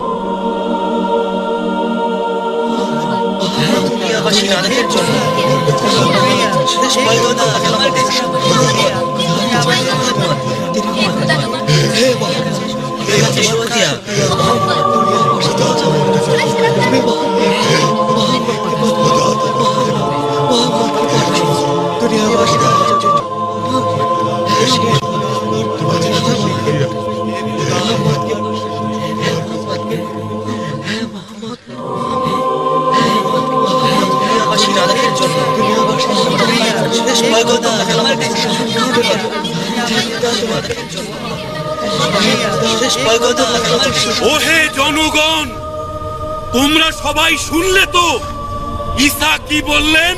এখনই এই জনগণকে শান্ত করার উপযুক্ত সময়। আপনি নিজেকে আমাদের ও জনগণের নিকট খুব ভালোভাবে পরিচয় করিয়ে দিন, যেন আপনাকে চিনতে আমরা ভুল না করি, তাই না? আপনারা তো আমাকে চেনেন। আমি ঈসা, মরিয়মের পুত্র, হযরত হারুন নবীর পরিবার থেকে এবং হযরত দাউদ নবীর বংশধর থেকে এসেছি। এমন একজন মানুষ যিনি মৃত্যুর ঊর্ধ্বে নয়, এমন একজন মানুষ যিনি নিজের খোদাকে ভয় পান এবং তিনি চান সব সময় তার খোদার প্রতি আনুগত্য প্রকাশ করতে।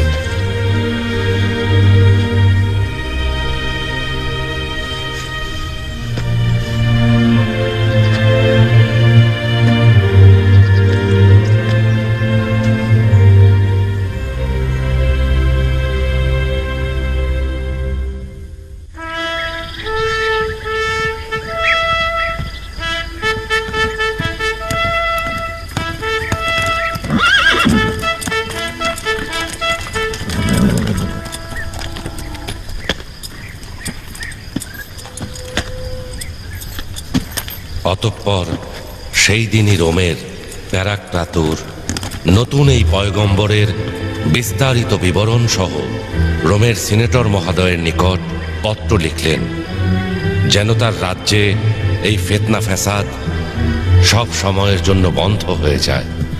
এবং এই ঘটনা ওই সময় ছিল যখন কিনা রোমের সিনেটর ও রোমের কাইজারের সঙ্গে ফিলাতেসের দুশ্মনী ছিল এবং ফিলাতেসের বিষয়ে তাদের কোনো ধরনের বিন্দুমাত্র অনুভূতি ছিল না।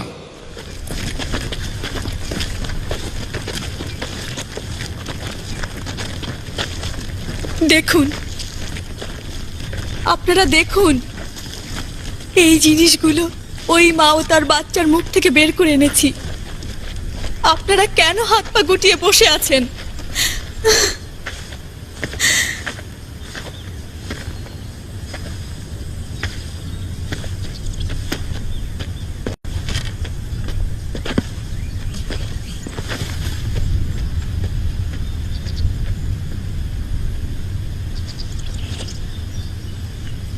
ওস্তাদ, আচ্ছা আপনার পরওয়ারদিগার তো এই লোকদের ক্ষুধা নিবারণে সক্ষম, তাই না?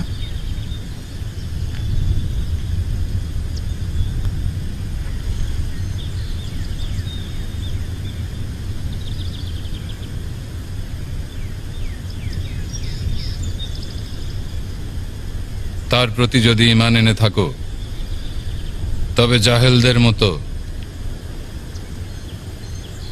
এইরূপ কথাবার্তা তোমার মুখে মানায় না। আমি কি এমন বললাম ওস্তাদ? এই লোকজন ক্ষুধার্ত, কোন রকম খাদ্য আর তাদের জন্য অবশিষ্ট নেই। ওস্তাদ, আমি নিশ্চিত যদি এইভাবে চলতে থাকে তবে ক্ষুধার জ্বালায় খুব শীঘ্রই এরা ধ্বংস হয়ে যাবে। আমার গোস্তাকে ক্ষমা করবেন, কিন্তু এরা সবাই আপনার সঙ্গে মোলাকাত করার জন্য এসেছে। যারা দুমুঠো খেতে পারছে তারা বিভিন্ন বাহনে চড়ে জেরুজালেম ফিরে গেছে, শুধুমাত্র দুঃখীরা রয়ে গিয়েছে। না লুকা, এখানে কিছু সম্ভ্রান্ত ঘরের লোকজনও রয়েছেন, তারা ওস্তাদের সঙ্গে মোলাকাত করতে চাইছেন। দেখো, এখানে কিন্তু অধিকাংশই গরিব দুঃখী লোকজনই এসেছে। ওস্তাদ, পেট্রোস যা কিছু বলেছে সেটিতে কোনো খারাপ উদ্দেশ্য ছিল না। আমরা আপনার দোয়ার বরকতে মহান আল্লাহ তাআলার নাজ নিয়ামত গ্রহণ করতে চাই। আমাদের কল্প শক্তিশালী হবে। বিশ্বাস করব আমাদের কাছে সত্য ছাড়া কিছুই বলেননি, এবং সর্বত্র বনি ইসরায়েলদের কাছে সব সময় আমাদের সত্য সাক্ষ্য দেয়া যাবে। মহামান্যগণ, আমি জমায়েতের মধ্যে একজন রাখালকে কয়েকটি ভেড়া সহ দেখেছি। রাখাল বলছে ভেড়াগুলো জনগণের আমানত, বিক্রি করারও অনুমতি নেই।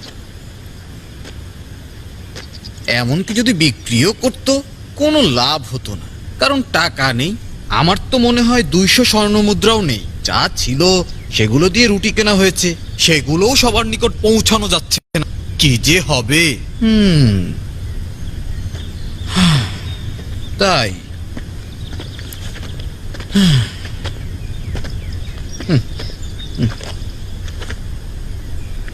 ওস্তাদ, এই ছেলেটির 5টি রুটি ও 2টি মাছ রয়েছে ঝুড়িতে, কিন্তু এইগুলো দিয়ে 10 জনকে তৃপ্ত করানো সম্ভব না। এত কম খাবারে কি করে হবে?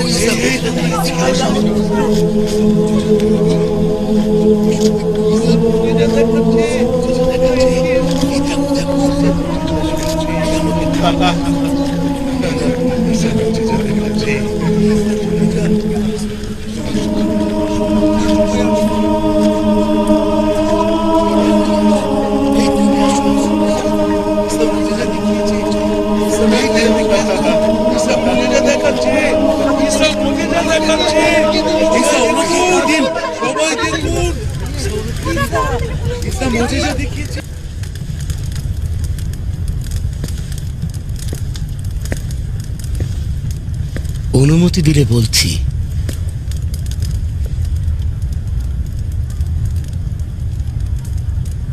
আলী জনাবান সাজানুসের নিকট কৃতজ্ঞতা পেশ করছি, এবং আপনারা আলী জনাবান, আমার প্রস্তাব হচ্ছে প্যারাক্রাতুর ফিলাতেসের পত্র শুনে দেখি।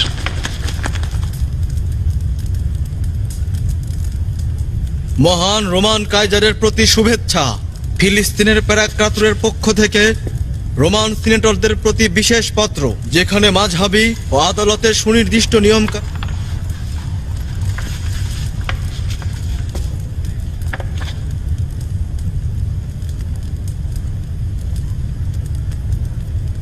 মহান রোমান কাইজারের প্রতি শুভেচ্ছা।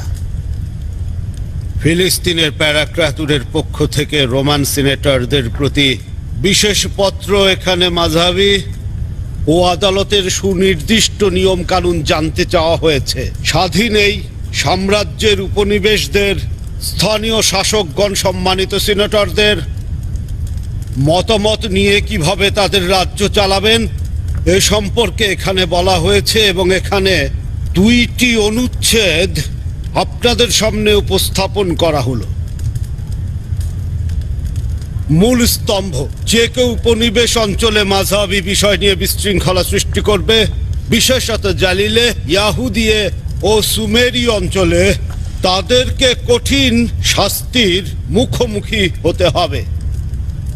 অনুচ্ছেদ 1: এই উপনিবেশ অঞ্চলের কেউ যদি ঈসা নাসিরীকে খোদা বা খোদার পুত্র বলে ভূষিত করে থাকে, বিশেষত জালিল এলাকার কেউ যদি এই প্রচার করে থাকে বা এই আকীদা পোষণ করে, রোমান সাম্রাজ্যের নিয়ম কানুন অনুযায়ী সে রোমের বিরুদ্ধে ষড়যন্ত্রে সামিল হবে এবং কঠিন শাস্তির মুখোমুখি হবে।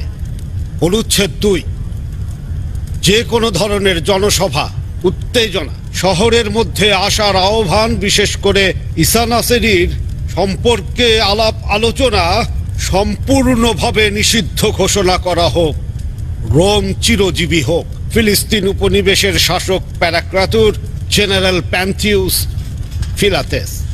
আপনি কি কিছু খুঁজে পেলেন জনাব সানাতুয়ের? আমি তো কিছুই বুঝতে পারছি না। আমারও একই অবস্থা। আলী জনাবাদ, আমরা তো এখানে তামাশা দেখার জন্য আসিনি। অনুগ্রহ করে মজলিসের আদব কায়দা মেনে চলুন। শুনুন কুমুদুস, মহান জুপিটারের কসম খেয়ে বলছি, আমি এখনো পর্যন্ত এত বাজে লেখনী শুনিনি জনাব কুমুদুস। আপনি কি শুনেছেন?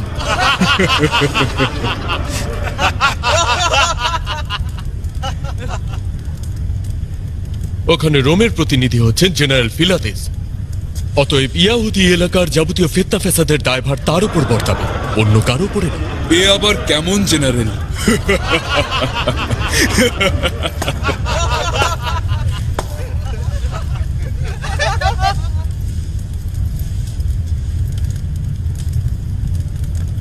অসাধারণ, অতুলনীয়।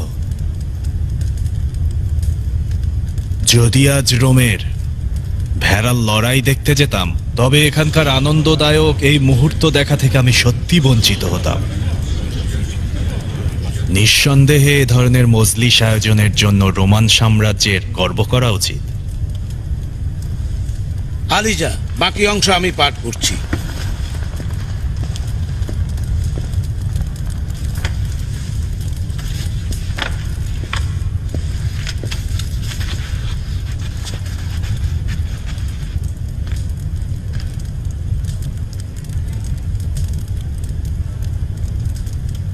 সম্মানিত সিনেটর মহোদয়ের অবগতির জন্য জানাচ্ছি যে ফিলিস্তিনে এই অঞ্চলে 2 বছর হলো একজন ব্যক্তির আবির্ভাব ঘটেছে, যিনি কিনা এই পত্র লেখা পর্যন্ত এখানে রয়েছেন। এমন একজন ব্যক্তি যিনি কিনা সম্ভ্রান্ত ও আজব কেরামতের অধিকারী, এবং এব্রানীগণ তাকে পয়গম্বর হিসেবে সম্বোধন করেছেন। তিনি নিজেকে অদৃশ্য খোদার প্রতিনিধি মনে করেন। তার শাগরেদগণ তাকে রুহুল্লাহ নামে অভিহিত করে থাকে। তার নাম ঈসা, তবে মসীহ নামে অধিক প্রসিদ্ধ। মৃতদের জীবিত করেন এবং রোগীদের রোগ থেকে শাফা দান করেন এমন একজন ব্যক্তি, যার দয়া ও সংকল্প তার ব্যক্তিত্বের দ্বারা প্রকাশিত হয়ে থাকে। যেই তাকে এক নজর দেখবে তার প্রতি আকৃষ্ট হবে এবং তার ভালোবাসায় বশ মানতে বাধ্য হবে। তার চুলের রং স্বর্ণালী ও উজ্জ্বল, তার কপাল নরম ও মাঝারি, তার নাক ও মুখের মাঝে কোনো ত্রুটি নেই। পুরানো জিনিস খেতে সে পছন্দ করে। এক মুঠো স্বর্ণালী দাড়ি রয়েছে, নীলাভ উজ্জ্বল চোখ। যখন কাউকে তিরস্কার করে প্রচন্ড রকম ভয় পাইয়ে দেয়। এর বিপরীতে যখন মানুষকে হেদায়েতের বাণী শোনায় তখন অতি মোলায়েম ও নমনীয় থাকে। কেউ তাকে হাসতে দেখেনি, বিপরীতে অনেকে তাকে কান্নারত দেখেছে। তিনি এমন ব্যক্তি যিনি খুব অল্প কথা বলেন এবং অনেক ধী সম্পন্ন জবাব দিয়ে থাকেন। তিনি খুব বিচক্ষণ ব্যক্তি, তার সমস্ত কথা তন্ময় হয়ে শুনতে ইচ্ছে করে। ফিলিস্তিনের প্যারাক্রাতুর আশা করেছেন যে এই ব্যক্তিটির বাহ্যিক বিবরণে কোনরূপ অতিরঞ্জিত কিছু লিখেননি। এখন জানতে চাওয়া হচ্ছে এই ব্যক্তি সম্পর্কে মূলত কি ধরনের পদক্ষেপ নেয়ার প্রয়োজন মনে করছেন সিনেটর মহোদয়গণ। এখন হুকুমের পালা, সিনেটর মহোদয়দের হুকুমই আসল। আজব। জনাব কুমুদুস, এই পত্রের বিষয়ে আপনার মতামত কি? আমি জানি না, তবে এতটুকু বুঝি ফিলিস্তিনের প্যারাক্রাতুর মূলত নিজের সকল প্রকার কার্যাবলীকে অধিক পরিমাণে ধর্মীয় বিষয়ে গুলিয়ে ফেলেছেন। ব্যাস, আমার এইটাই মনে হয়েছে। জনাব ফ্লাভিউস কি কিছু বলতে চাইছেন?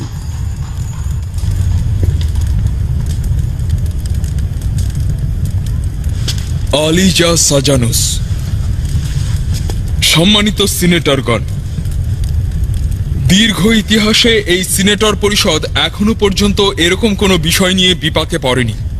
আমি অবশ্য এই বিষয়ে ধর্মীয় কোনো দৃষ্টিকোণ দেখছি না। আমার বিশ্বাস হচ্ছে এই বিষয়টাকে ধর্মীয় পোশাক পরিধান করানো ঠিক হবে না এবং কোনরূপ কুসংস্কারে পা দেওয়াও ঠিক হবে না।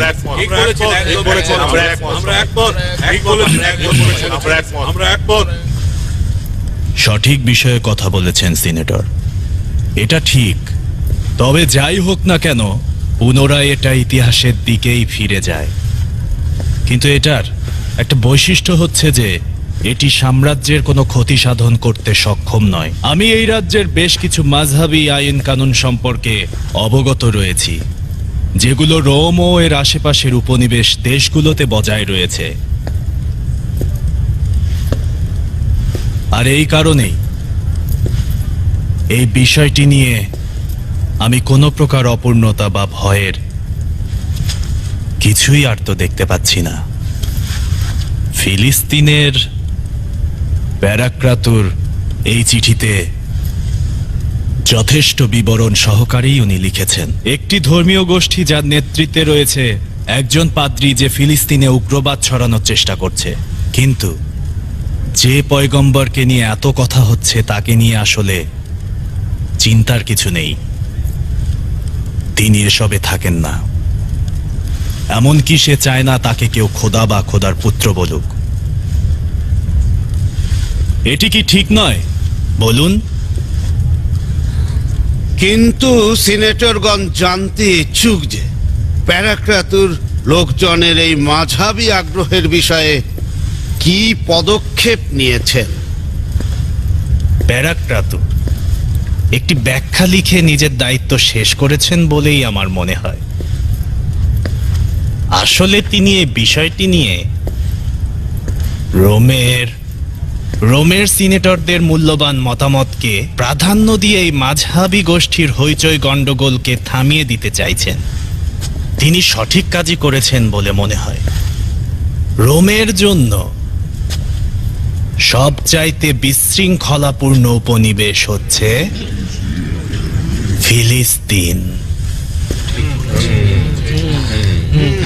আলিজা সাজানুস, এটাই হচ্ছে রোমের জন্য চিন্তার বিষয়। প্যারাক্রাতুরের পক্ষ থেকে যে কোনো ধরনের অপরিকল্পিত পদক্ষেপ রোম ও ফিলিস্তিনের অবস্থা নড়বড়ে করে দিতে পারে এবং যা কিছুতেই পুনরায় ফিরিয়ে আনা সম্ভব হবে না। চিন্তার কোনো কারণ নেই সিনেটর মহোদয়। আমার মতে জেনারেল ফিলাতেস একজন দূরদর্শী ও অনুকরণীয় দৃষ্টান্তের অনুসারী, যা সত্যি প্রশংসার দাবিদার। আচ্ছা, তাহলে আপনি জনাব কুমুদুস আমার এই মতের সঙ্গে কি একমত রয়েছেন? হ্যাঁ হ্যাঁ হ্যাঁ হ্যাঁ, সম্ভাবনাই বেশি হবে হয়তো।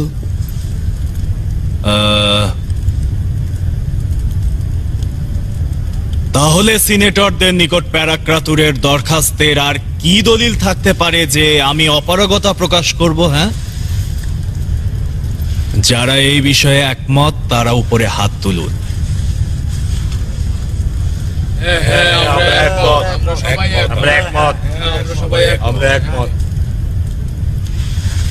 পাশ করা হলো।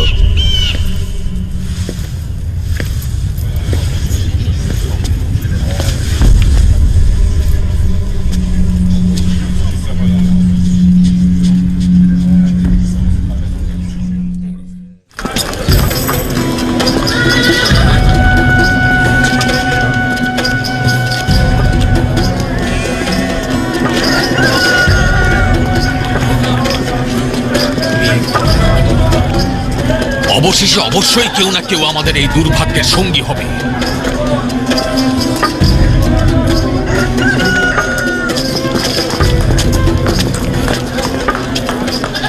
ওহে জনাব, আমাদের দয়া করুন।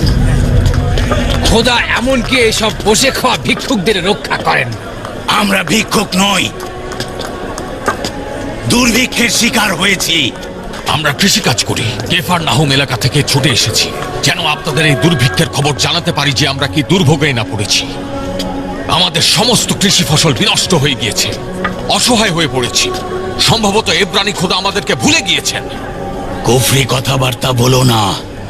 আমাদের নিকট কি করার আছে? আমরা শরীয়তের খাদে, আমাদের কাজ হচ্ছে পবিত্র কিতাব তাফসীর করা। তোমাদের মতো কৃষকদের জমি জমা দেখে রাখার কাজ তো আর আমাদের উপর দেয়া হয়নি। সম্ভবত হ্যাঁ, অবশ্যই শরীয়ত বিরোধী এমন কোনো কাজ করেছ যার কারণে খোদা তোমাদের উপর গজব নাজিল করেছে। খোদার নিকট পানা চাইছি। গজব! নিষ্ঠুর ধর্মযাজক, দাঁড়াও!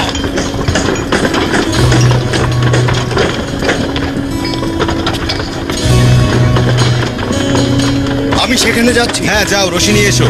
তুমিও যাও, কাঠ নিয়ে এসো। তোমরা যাও, স্তম্ভগুলো নিয়ে এসো আর সতর্ক থেকো।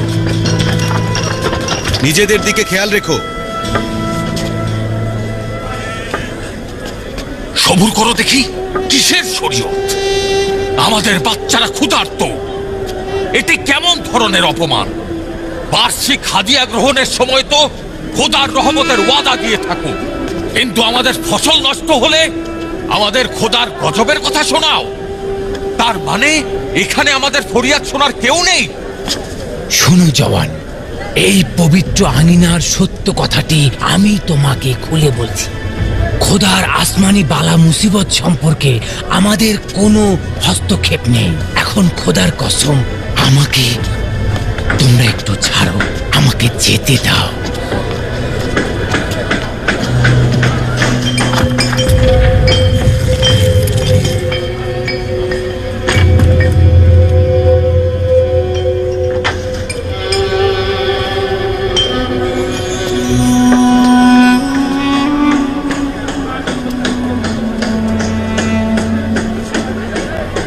আমাদের উচিত ছিল প্রথম থেকে এই শ্রীগালগুলো থেকে দূরে থাকা। দেখলে তো, আমি তো বলেছিলাম যে আমাদের সময় খামোখা নষ্ট করছে। শামু, শামু, আমাদের সাহায্য করো ভাই। কি হয়েছে ভাই আমার? এত পেরেশানিতে কেন? শামুন, তুমি তো আমাদের চেনো, অতএব তোমাকে এই পবিত্র গির্জার কসম দিচ্ছি, আমাদের কথা শোনো শামুন। শুনছি, বলো। আমাদের অবস্থা খুব খারাপ, আমাদের সমস্ত ফসল নষ্ট হয়ে গিয়েছে, সাহায্য করো।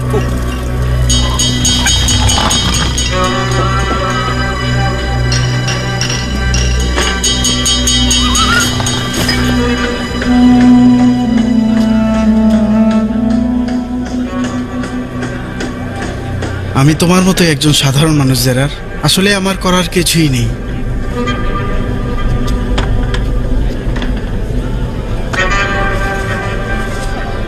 কিন্তু আমি একজনকে চিনি যিনি তোমাদের জন্য কিছু একটা করতে সক্ষম। ওই যে জালিলি এলাকার পয়গম্বর। তাকে চেনো তুমি?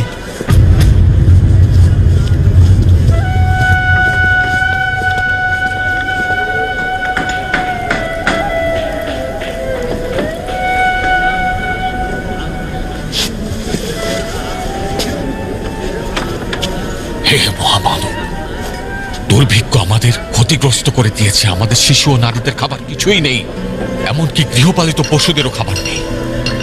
আমরা ধ্বংস হতে চলেছি। কিছু একটা বুঝতে চেষ্টা করছি। কি ওস্তাদ? এই ব্যক্তি কি সেই লোক যার সম্পর্কে আগে শুনেছি? হ্যাঁ, পাদ্রীগণ তার নিরাপত্তা ভেঙে দিয়ে নিরাপত্তা আল্লাহ তাআলা কোনো দলিল ব্যতীত মানুষ থেকে মুখ ফিরিয়ে নেননি,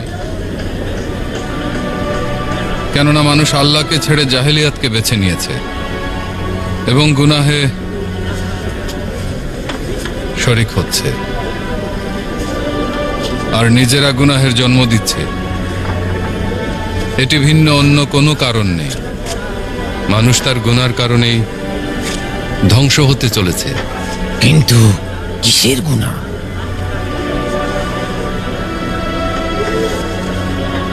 শয়তানের ধোঁকা খেয়েছে এবং বলেছে যে আমি মানুষের চাইতেও অধিক কিছু। কিন্তু এই বাচ্চাদের গুনাহ কি?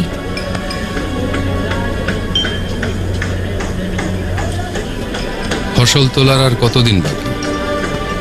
20 দিন। হ্যাঁ, 20 দিন। তোমরা এই 20 দিন রোজা রাখো।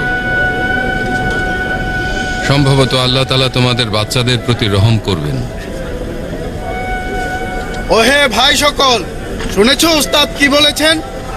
তোমরা সবাই একত্রে কেফারনাউমে ফিরে গিয়ে বলবে যে ঈসা নাসিরি জালিলে অঞ্চলের পয়গম্বর বলেছেন 20 দিন অবশ্যই রোজা রাখতে হবে।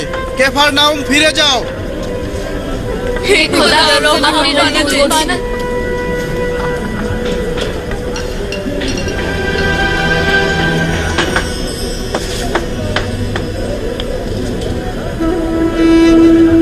অনুরোধ করছি ওস্তাদ, আসুন তার কাছে জিজ্ঞেস করি। জিজ্ঞেস করব? কি জিজ্ঞেস করব?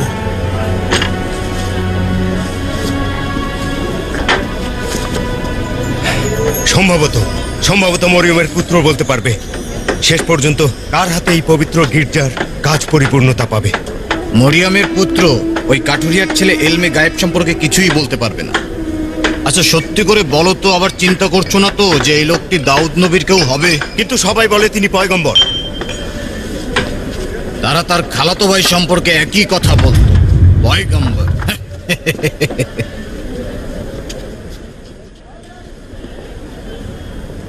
যদি আমি সঠিক বুঝে থাকি তবে আপনার কথার অর্থ হচ্ছে এই পবিত্র গির্জা ধ্বংস হতে যাচ্ছে। হে জালিল এলাকার পয়গম্বর, দয়া করে বলুন বনি ইসরাইল কি এমন গুনাহ করেছে যে মহান খোদা তাআলা তাদের এই গুনার কারণে সুলাইমান গির্জার কাঠামো ধ্বংস করে দিচ্ছেন? হ্যাঁ, এই স্থানটি শুধুমাত্র পাথরের উপর পাথর দিয়ে তৈরি নয় যে নিচের অংশে ফাটল ধরবে। কিন্তু অতীতের সকল পয়গম্বর আমাদেরকে সুসংবাদ দিয়েছেন যে যখন এই গির্জায় ঈসা মসিহের আগমন ঘটবে তখন এই গির্জা বরকতময় হয়ে উঠবে। হ্যাঁ, তবে অতি সুন্দর এই ভবনটি ধ্বংসের পর পুনরায় অপরিচিতদের হাতে তৈরি হবে। আমার পূর্বে পবিত্র তৌরাত গ্রন্থেও এই গির্জার বিষয়ে সবকিছু বিস্তারিত বলা হয়েছে। এবং তারপর কি হবে? তারপর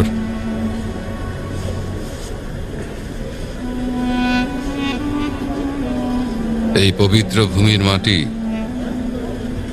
উম্মতে মুহাম্মাদের সেজদার জায়গা হবে, যাকে তোমরা মসিহ বা মুক্তির দূত মনে করছো। এই ইমারতের ভবনগুলো অত্যন্ত মজবুত, এমনকি সুলাইমানের সময়ে নির্মিত ভবন থেকেও 1000 গুণ অধিক সূক্ষ্ম। এত সব সত্ত্বেও কার এত বড় এলেম আর ক্ষমতা রয়েছে যে এই পবিত্র গির্জা ধ্বংস করে দিতে পারে?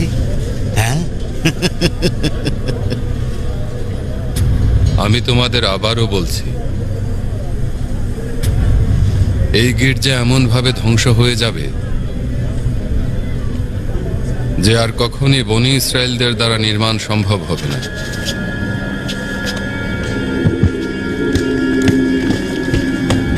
এসো এদিকে দেখো।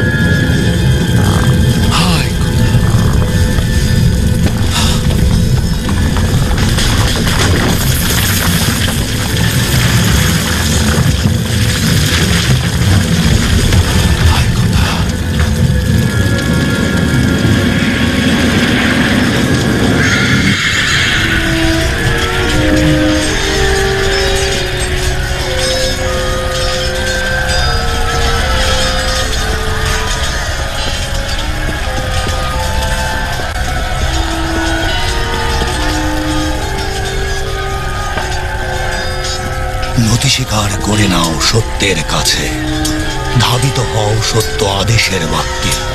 যদি পালিয়ে যেতে চাও সত্য থেকে, আযাব নেমে আসবে আরশে আজিমবে। এত স্বার্থপরতা আর নিচুহীনতা কেন? গোবৎস মাঝাব পূজারি কেন? তোমাদের পাথর সম আকাঙ্ক্ষার লোভে তোমাদের মাঝে প্রতিহিংসার আগুন জ্বলে। জুলুম তোমাদের ধ্বংস এনে দেবে। তোমাদের দিনগুলো কৃষ্ণকায় হবে, তোমাদের বাগানগুলো হবে ফলশূন্য, তোমাদের জাতি সব হবে পথভ্রষ্ট। তোমাদের চোখগুলো আলোর পথে নয়, তোমাদের ওয়াদাগুলো মিথ্যে প্রবঞ্চনায়। পাগুলো সব ডুবে আছে খেয়ানতের আখড়ায়। লোভের ভয়ানক থাবায় ইনসাফও ভয় পায়। তোমাদের হাতগুলো রয়ে যাবে শব্দহীন, তোমাদের দিন পরের দিন থেকে শূন্যে হবে বিলীন। পেট পুজো তোমাদের মূল আস্তানা, কি হবে শুধুমাত্র দুর্ভিক্ষ আর ভবঘুরেরা।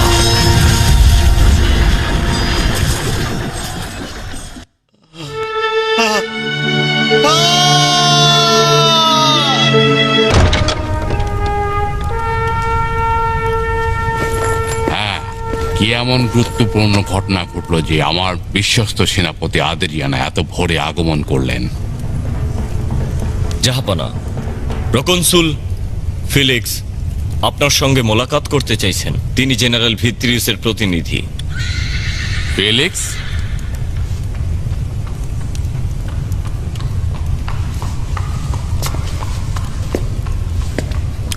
ফেলিক্স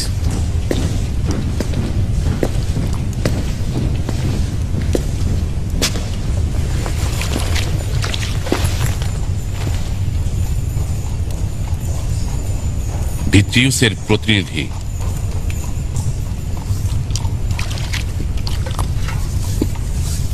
বুঝতে পেরেছ এখানে কেন এসেছে? তিনি আমাকে জালিলে শহরের পয়গম্বর বিষয়ে কিছু একটা বলছিলেন। মনে হচ্ছে এই পয়গম্বরের বিষয়টি দজলাফোরাত সীমান্ত ছাড়িয়ে অন্য প্রান্তে পৌঁছে গিয়েছে জাহাপানা। না, এটি কখনোই আসল বিষয় হতে পারে না। আমি ভিত্রিউসকে তার পিতার চাইতে অধিক ভালো করে চিনি। জার্মানদের সঙ্গে সর্বশেষ যুদ্ধে আমি এবং সে একটি লিজন বাহিনীর সেবা করেছিলাম। আমি তাকে খুব ভালো করেই চিনি। অবশ্য এভাবেও বলা যেতে পারে ফিলিক্সকে মূলত যে জিনিসটি বেশি চিন্তিত করেছে সেটি হচ্ছে জেরুজালেমের মন্দির থেকে ভিত্রিউসের জন্য প্রতি বছর পাঠানো প্রচুর অর্থ সম্পদ।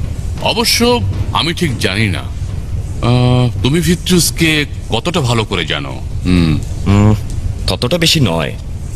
আমি যতটুকু জানি সেটি হচ্ছে যে গত কয়েক বছরে জেনারেল ভিত্রিউস দ্বাদশ সেনাপতি ফুলমিনাতাকে এশিয়ার উপনিবেশ অঞ্চল দিয়েছেন এবং একই সাথে আন্তাকিয়া ও আসরীয় এলাকার মধ্যে সংঘটিত বেশ কয়েকটি বিদ্রোহ দমন করেছেন। তার রায় সর্বত্র প্রচলিত রয়েছে। রায়? রায়? আমার মতে সে নালায়েক দস্যু উপাধি পাওয়ার উপযুক্ত হতে পারে, এর বেশি কিছু নয়। এটি ওর জন্য সঠিক উপাধি। আদ্রিয়ান, আসলে সে কোষাগার খালি করা নিয়ে চিন্তা ভাবনা করছে। এই বিষয় নিয়ে একটি বাহানা তৈরি করার চেষ্টা করছে। সে কোনো ফাঁদ তৈরি করার চেষ্টা করছে, আর এক্ষেত্রে ঈসা নাসেরি হচ্ছে উত্তম ফাঁদ। জাহাপনা, আমার মনে হচ্ছে প্রকনসুল ফিলিক্স ওই ব্যক্তির বিরুদ্ধে কোনো কঠিন পদক্ষেপ নিতেই মূলত এই জায়গায় ছুটে এসেছে। কঠিন পদক্ষেপ? তাও আবার ওই আহম্মক? এখানকার লোকজনের স্বভাব ওর জানা নেই, আর এটাই যথেষ্ট। কি কঠিন পদক্ষেপ নেবে? আমার মনে হয় আপনি তাকে যে কোনো ধরনের কাজ করার অনুমতি দিন, এতে সমস্যা নেই। আচ্ছা ঠিক আছে, আমি তোমার সঙ্গে একমত রয়েছি। যা ইচ্ছে করুক, কিন্তু এখন তুমি ওকে একটু সময় দাও। ঈসা নাসিরি ওকে নাজেহাল করুক। আচ্ছা, এখন ওকে আসতে বলো। জেনারেল ভিত্রিওসের দ্বাদশ ফ্লোটিলার ফুলমিনাতার প্রতিনিধি প্রকনসুল ফিলিক্স। সুস্বাগতম জনাব প্রকনসুল ফিলিক্স। এই লানতপ্রাপ্ত ভূমিতে একজন বিশেষ অতিথি, তাও আবার ভিত্রিউসের দ্বাদশ ব্রিগেড ফুলমিনাতার প্রতিনিধি জনাব প্রকনসুল ফিলিক্স। আপনি এখানে এসেছেন এই গ্রীষ্মের অবকাশে। আপনার আগমন আমাদের জন্য কম প্রাপ্তি নয়। আমি গ্রীষ্মের অবকাশ কাটাতে এখানে আসিনি, তারপরেও এই পরিস্থিতিতে আপনার সংবর্ধনায় আমি ধন্য। কিন্তু বাস্তবতা হচ্ছে এই যে একটি দুশ্চিন্তার খবর শুনে জেনারেল ভিত্রিউস আমাকে এই জায়গায় পাঠাতে তিনি বাধ্য হয়েছেন। কোন দুশ্চিন্তার কথা বলছেন প্রিয় জনাব প্রকনসুল? আমার মনে হয় না দামেস্কো থেকে এখানে বেশি অমিল খুঁজে পাবেন। এখানে কবরস্থানের চাইতেও অধিক নিরাপত্তা খুঁজে পাবেন। না, এখানকার পরিস্থিতি তা বলছে না। এখানে সবকিছু সন্দেহজনক মনে হচ্ছে, যেখানে ইহুদিদের পক্ষ থেকে রোমানদের বিরুদ্ধে একটি সম্ভাব্য বিদ্রোহের নিশানা দেখা যাচ্ছে। বিদ্রোহ রোমানদের বিরুদ্ধে? তাও আবার এখানে? না না জনাব প্রকনসুল, আপনি ভুল করছেন। আমি এখানকার শাসক প্যারাক্রাতুর ও রোমান সিজার তাইবেরুসের পক্ষ থেকে আপনাকে আশ্বস্ত করছি, আপনি এখানে সম্রাটের প্রতি বিশ্বস্ত ও আনুগত্য পালনকারী একদল লোক ব্যতীত অন্য কাউকে এখানে খুঁজে পাবেন না। না, এটি খালি চোখে দেখা যাচ্ছে, কিন্তু সর্বত্র ছড়িয়ে পড়ছে যে ঈসা নাসিরির ইচ্ছে হচ্ছে নিজেকে বনী ইসরায়েলদের বাদশা ঘোষণা করবেন।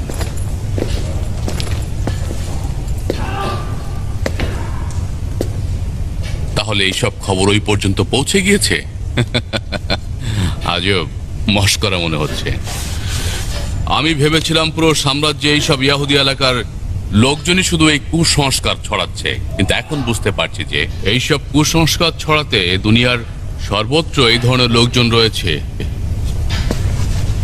যখন এইসব কুসংস্কারাচ্ছন্ন মানুষ অন্ধ, বধির ও মৃত ব্যক্তিকে জীবিত করার মতো চিকিৎসায় অন্ধবিশ্বাস করে, তখন এইসব বিষয়ে কোনরূপ হস্তক্ষেপ না করলেও চলে। কিন্তু যখন এইসব কার্যাবলী লোকজনকে উত্তেজিত করে তোলে এবং বাদশাহের দাবি নিয়ে এগিয়ে যায়, তখন কিন্তু ভিন্ন চিন্তা করতেই হবে। জনাব জেনারেল, এ বিষয়ে কতটুকু খবর জেনেছেন? খুব বেশিই জেনেছেন, আর এ কারণে আমাকে এখানে পাঠিয়েছেন, যেন নিজ চোখে দেখি এবং আপনার নেয়া পদক্ষেপগুলো সম্পর্কে তার নিকট একটি বিস্তারিত বিবরণ দিতে পারি। তাহলে শুনুন, ঈসা নাসিরির কারণে যদি ইয়াহুদি এলাকায় কোনরূপ বিশৃঙ্খলা দেখা দেয়, তবে কঠিন পদক্ষেপ নেওয়া হবে। এটি রোমান সিনেটরদের নেওয়া সিদ্ধান্ত, আর এই সিদ্ধান্ত অনুযায়ী সব পরিকল্পনা গ্রহণ করা হবে। ও, তাহলে এই এখন এখানে আপনার অধীনে সর্বমোট কতজন সৈন্য সামন্ত রয়েছে? আদ্রিয়ান।